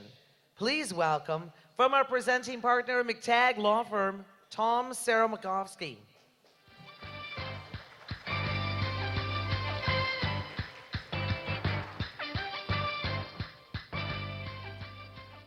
Thank you very much. McTagg Law Firm is very proud to sponsor this award, and it's kind of in keeping with tonight's theme. After hearing Heather's story, the award is for courage and determination, and this year's recipient obviously does not know this, so I am pleased to announce, and I will say a few words on his behalf before he does come to the stage, but it's very proud to announce this, Gil Langlois.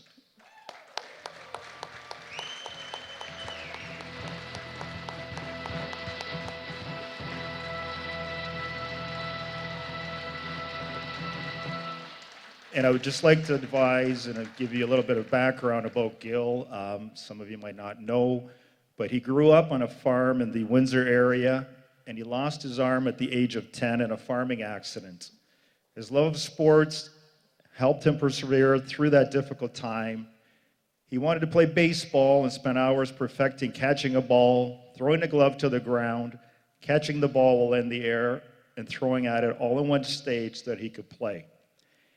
As a teenager, he got together some hockey gear and started playing hockey. He played basketball in high school and on competitive men's teams throughout his adult life.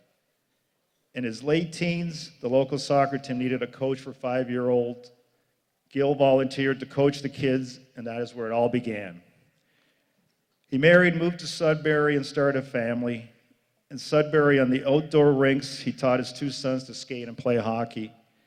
Gil and the family moved to Park Hill, and while playing competitive baseball, heard that there was no hockey coach.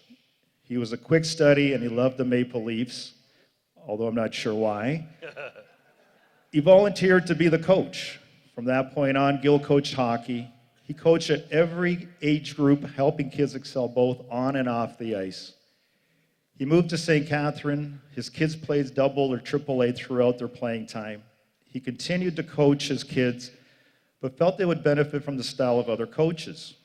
So when he was not coaching his kids, he took side teams, which meant 3 schedules in the calendar. He went to the OMHA finals numerous times, and a lasting memory for him will be coaching with Dave Hobbins and losing Game 7 against Pickering. Gil coached a major Bandon team, and on that team at the time was Ted Nolan's son. And most of you know that Ted Nolan played for the Red Wings and then was coach of Buffalo Sabres. Gil, seeing an opportunity, asked Ted if he would help, if he'd like to coach with him. Gil always felt that if he could learn new skills, it would not only benefit him, but the boys as well. Ted said yes and was an assistant to Gil that year in St. Catharines. Gil takes great pride in the kids he has coached, and some have gone on to higher levels of hockey. Kenny Bradford, captain, University of Windsor. Jordan Beck, Nashville Predators. Riley Sheehan, Detroit Red Wings. And Jordan Nolan, LA Kings, just to name a few. Brianne Jenner, a member of Canada's national hockey team and Olympic champion, lists on Hockey Canada's website Gil Langlois. Her major novice coach in St. Catharines is an influential coach in her development. She goes on to state, and I quote, "Gil was really the first coach that instilled confidence in me. He knew the game well and also knew how to motivate us as youngsters. He made going to the rink really fun that year." In 2006, upon learning Gil and Judy were moving to Windsor, the St. Catharines hockey program presented a plaque to Gil for the many years of dedication to their minor hockey program. In Windsor, the coaching talents of Gil Langlois were virtually unknown. He immediately linked up with a colleague that had a son playing in Riverside and asked if they needed a coach. Gil met Adam Young and started coaching in the Windsor area. That team went to the finals. Gil met John Nelson through Sun County AAA. When John went to the Vipers, Gil went with him. He was assistant coach to the Sutherland Cup champs. Now with the Essex 73s. But backing up just a bit, Gil suffered a bout of cancer in 1986. He fought this off while continuing to participate in all the sports he loved. He never missed a scheduled event. Then unfortunately in mid-2014, Gil became sick again and kept that news to himself. He continued to coach, doing what he truly loved. The success of the Essex 73s is well documented, and keeping that tradition intact has been entrusted to this man, Gil Langlois.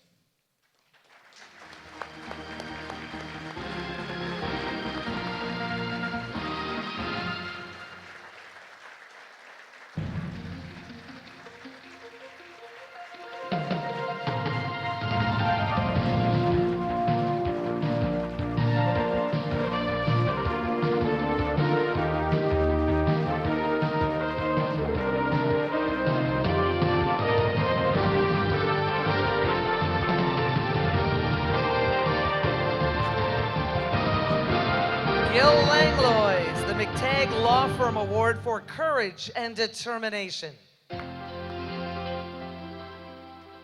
Well, this is quite an honor and quite a surprise. I never expected this, and I don't know where they made up all those stories about me from. I was very creative by everybody, so thank you on that. I guess that, when I hear some of the stories that, especially we heard tonight, just to be mentioned in those is pretty humbling. And I want to thank everybody that had anything to do with this. I will get back at you later. But thank you very much.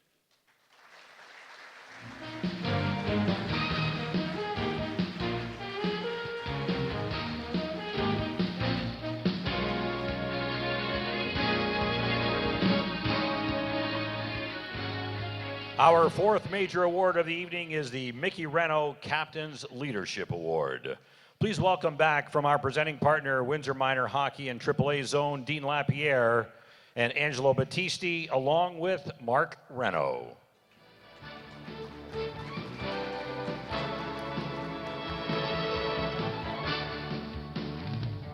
The nominees for the Mickey Reno Captain's Leadership Award: Isaiah Osborne, Kennedy Collegiate; Hannah Robson, Windsor Lancers Women's Volleyball; Patrick Sanvito, Windsor Spitfires Hockey Club.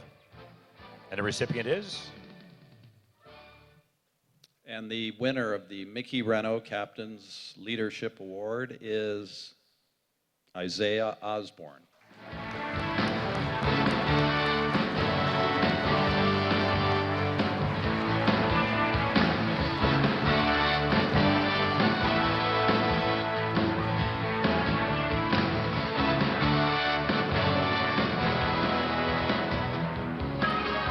During the 2014-2015 season, Isaiah was chosen captain for 3 teams: soccer, football, and basketball.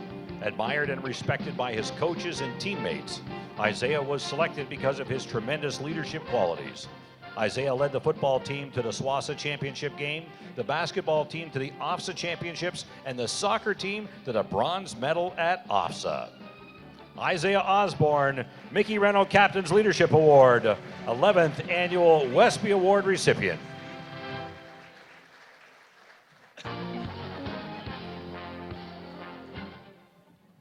I just want to thank everyone who had something to do with this. It's a great honor. Just want to thank my friends, family, and again, everyone who had something to do with this. So thank you.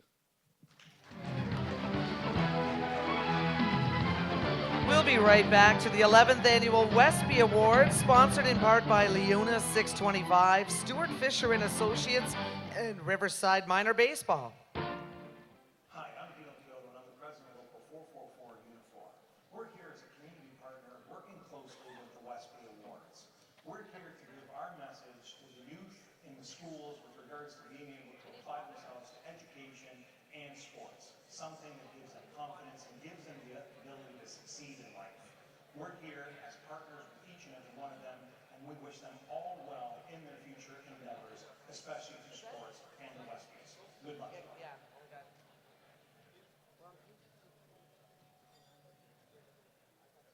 Good evening. My name is Richard Pauliani, president of Stuart Fisher Associates. We've been a proud partner of the WESPYs since its inception. Congrats to all the nominees and winners. It's a great accomplishment to make it here tonight. Please consider the team at Stuart Fisher Associates for all your financial planning needs, where integrity, commitment, and results are priority one. Have a great evening. It's new, it's fresh, it's innovative, it's WeTV, Windsor Essex Television, and you can watch it anywhere. www.we-tv.ca is the place to be. If it's sports, entertainment, or community events, WeTV has what you're looking for. The people, the places and faces of our community are front and center on WeTV. Check out www.we-tv.ca and what's being webcast live. WeTV, we got you covered.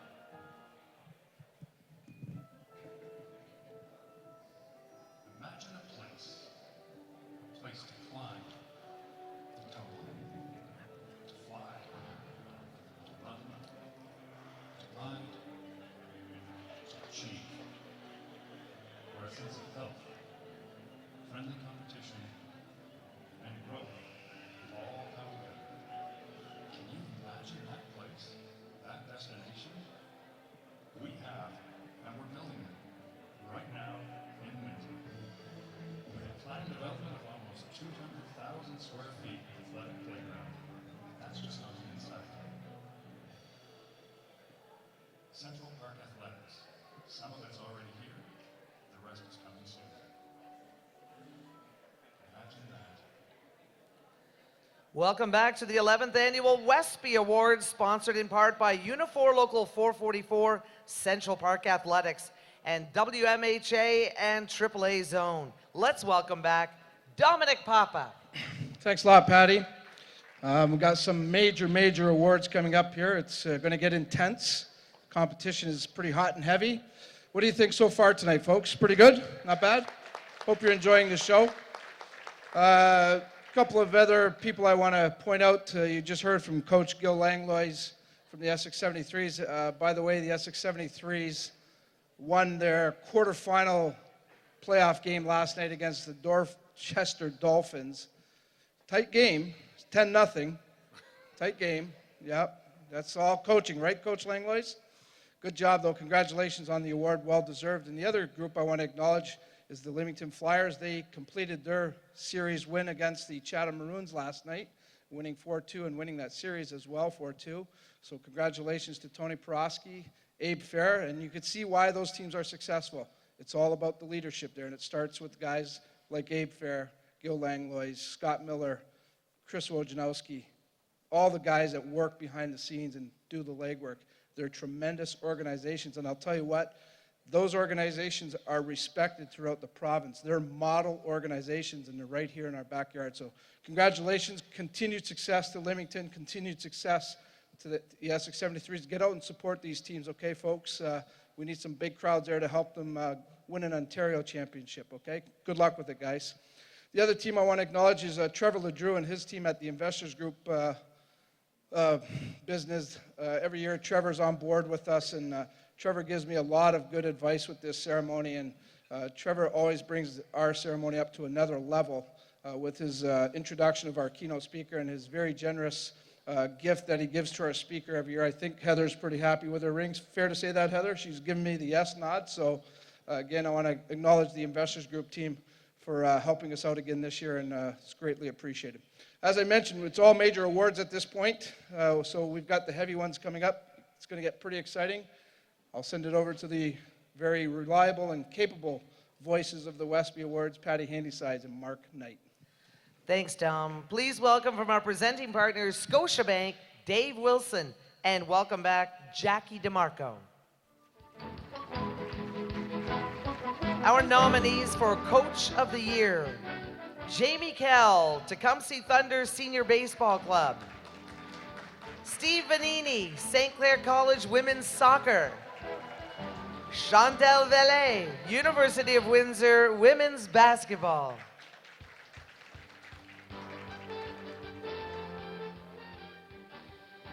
And the recipient is? Congratulations to all the nominees. Coach of the Year is Chantal Vellet.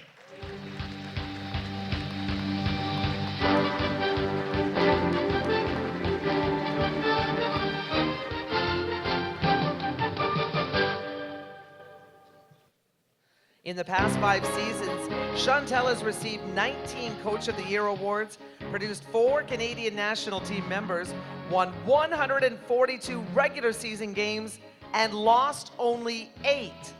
Won 6 provincial and 5 national titles, and maintained a winning percentage of 94%. Viewer.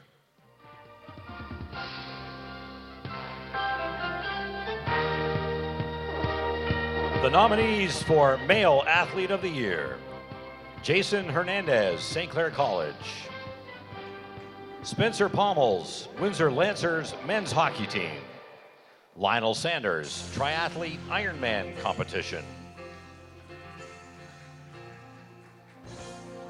And the recipient is? The Male Athlete of the Year is Lionel Sanders.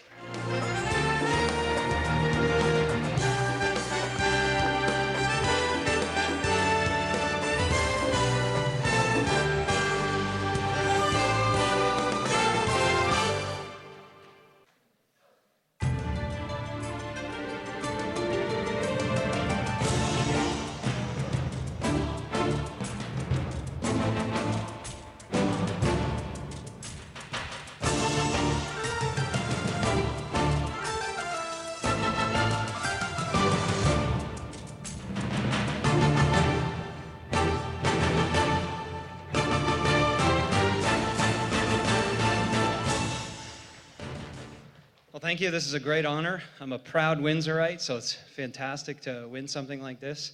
And actually was up for an award like this at the end of high school. It was the Royal Arcanum, and unfortunately I didn't make it, but I didn't feel too bad about it because it was Tyrone Crawford who was drafted into the NFL that year, and so I didn't feel too bad about it. But I should say one little story, and I'm going to embarrass someone in saying it, but he's a tough guy, so who cares? I owe this award a bit to Jay Hernandez, actually, one of the other guys who was nominated, because in grade 3, he won every single event in track and field, the 100, the 200, the 400, the long jump, the beanbag toss. They didn't let us throw the shot puts yet. And I thought he was the coolest guy in the entire world, and I said, I want to be just like Jay Hernandez. And so that's what I tried to go about doing basically for the rest of my life. And yeah, and I see some young people here, so I would like to say to them, it was not even 3 years ago. I certainly didn't see myself doing professional triathlon. I'm doing this as a living, and quite frankly, I couldn't see myself doing anything else. When I saw the Powerball thing, I said, if I won that thing, I still would be going to the pool tomorrow morning. It wouldn't change anything in my life. I'm doing exactly what I want to do. But just 3 years ago, I certainly didn't see myself doing this. So what has allowed me to do it? Hard work, determination, perseverance. There were many, many times where I certainly was having signs from the external world saying you're not going to make it in the pro ranks in this, but I persevered through, and I truly believe if you really want to do something, you can do anything with a lot of hard work and a lot of perseverance. So thank you for this. Appreciate it. Lionel Sanders, Male Athlete of the Year, 11th Annual WESPY Award recipient.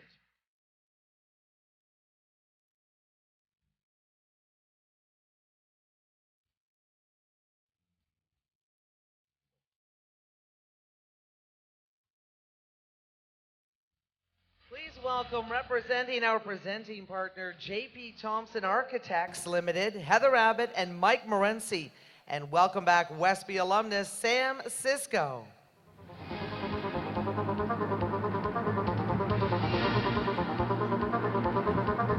The nominees for Team of the Year: Essex 73s Hockey Club, Sandwich Secondary School Track and Field, Tecumseh Thunder Senior Baseball Team, Windsor Lancers Women's Basketball. And the recipient is? Tecumseh Thunder.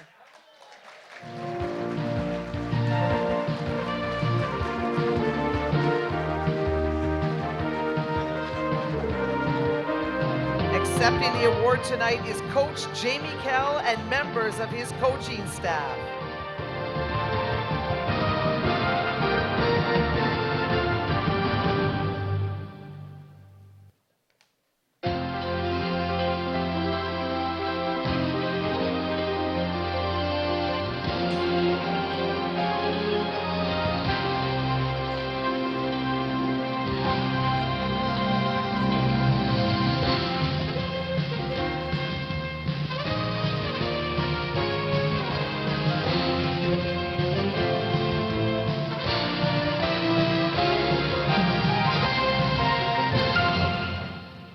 Tecumseh Thunder Senior Baseball Team, Team of the Year. Thank you very much. This is a great honor. I think everybody knows Windsor Essex County has a great baseball community. I think in our league alone, our Can-Am league alone, we have the top 4 teams in Ontario every year. We have some great baseball and some great baseball players and teams around. When it gets down to it, we have a big tournament in Ontario every year, the elimination tournament. 24 teams come around from Ontario to come down. Windsor's usually the host, so I think you should go check it out. It's pretty good baseball. You get 24 teams coming in from Ontario. Winner gets to go and represent Ontario at the Canadian National Championships put on by Baseball Canada. Our team this year beat out 23 other teams this year to represent Ontario, went out east to New Brunswick, and came home with the gold this year, beating out Quebec 4-1 in the finals. So thanks for your support. Appreciate it. Take care.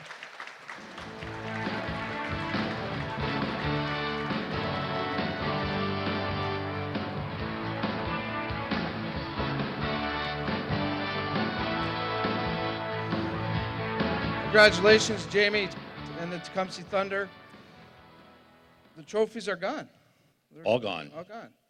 All right. So Well, that you still got means- one in your hand. Well, I've got one And major. that's part of the gift. 50-50 draw. It's part of the 50-50 draw. So if Heather, Heather Abbott's going to draw the winning ticket, and with that winning ticket, they get a little bit of cash. yeah, $402. And Heather will Plus also sign Heather the picture. Abbott's autograph, which is worth about 10 grand. Yeah. So, go ahead, Patty. You could read it, Patty. And the winning ticket is 0287408. Wasn't me. Anybody got that ticket? Do we have a winner? Say it one- 0287408.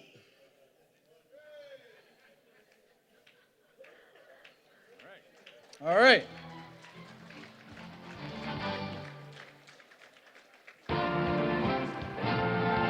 I think it was rigged. Rob Lynch wins it. Heather will sign this for you, Rob. Okay. And you'll get a, well, you want to take a picture with Heather. All right. All right. And my sister has the money for you, Rob. So. Here, Rob. Listen, I even got a Sharpie for you, okay, buddy? Listen, I've had to carry you on my back all season long. Your team struggled this year. Come on, okay? Let's go. Rob's a great volleyball coach at St. Clair College, and they did a great job last year. He rebuilt this year, and they'll be knocking on the door again soon under Rob's guidance, that's for sure. Patty, outstanding. Thank you for your work. Thank you, Dom, as always. Mr. It's Mark been an Knight, honor. great job.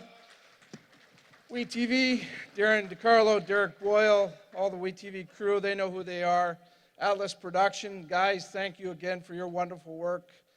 Thank you to you, the crowd that's here tonight. Give yourselves a round of applause. And give it up for Mr. Dominic Papa, 11 years with the Wespies. So we'll take a day off and we'll start working on next year's. So hopefully we'll get you all back again next year. Heather, thank you. Safe journeys home. And that's it. That's all I've got to say. I'm good. I'm done. Are you sure? I think so. Wow. Thank you. Dominic Papa is out of words. Everybody's saying thank you for that. All right. So, Folks, thank you very, very much. We do this because of you, and we do this because of the athletes, and you make this special. Thanks again. Have a great evening. See you next year. take care.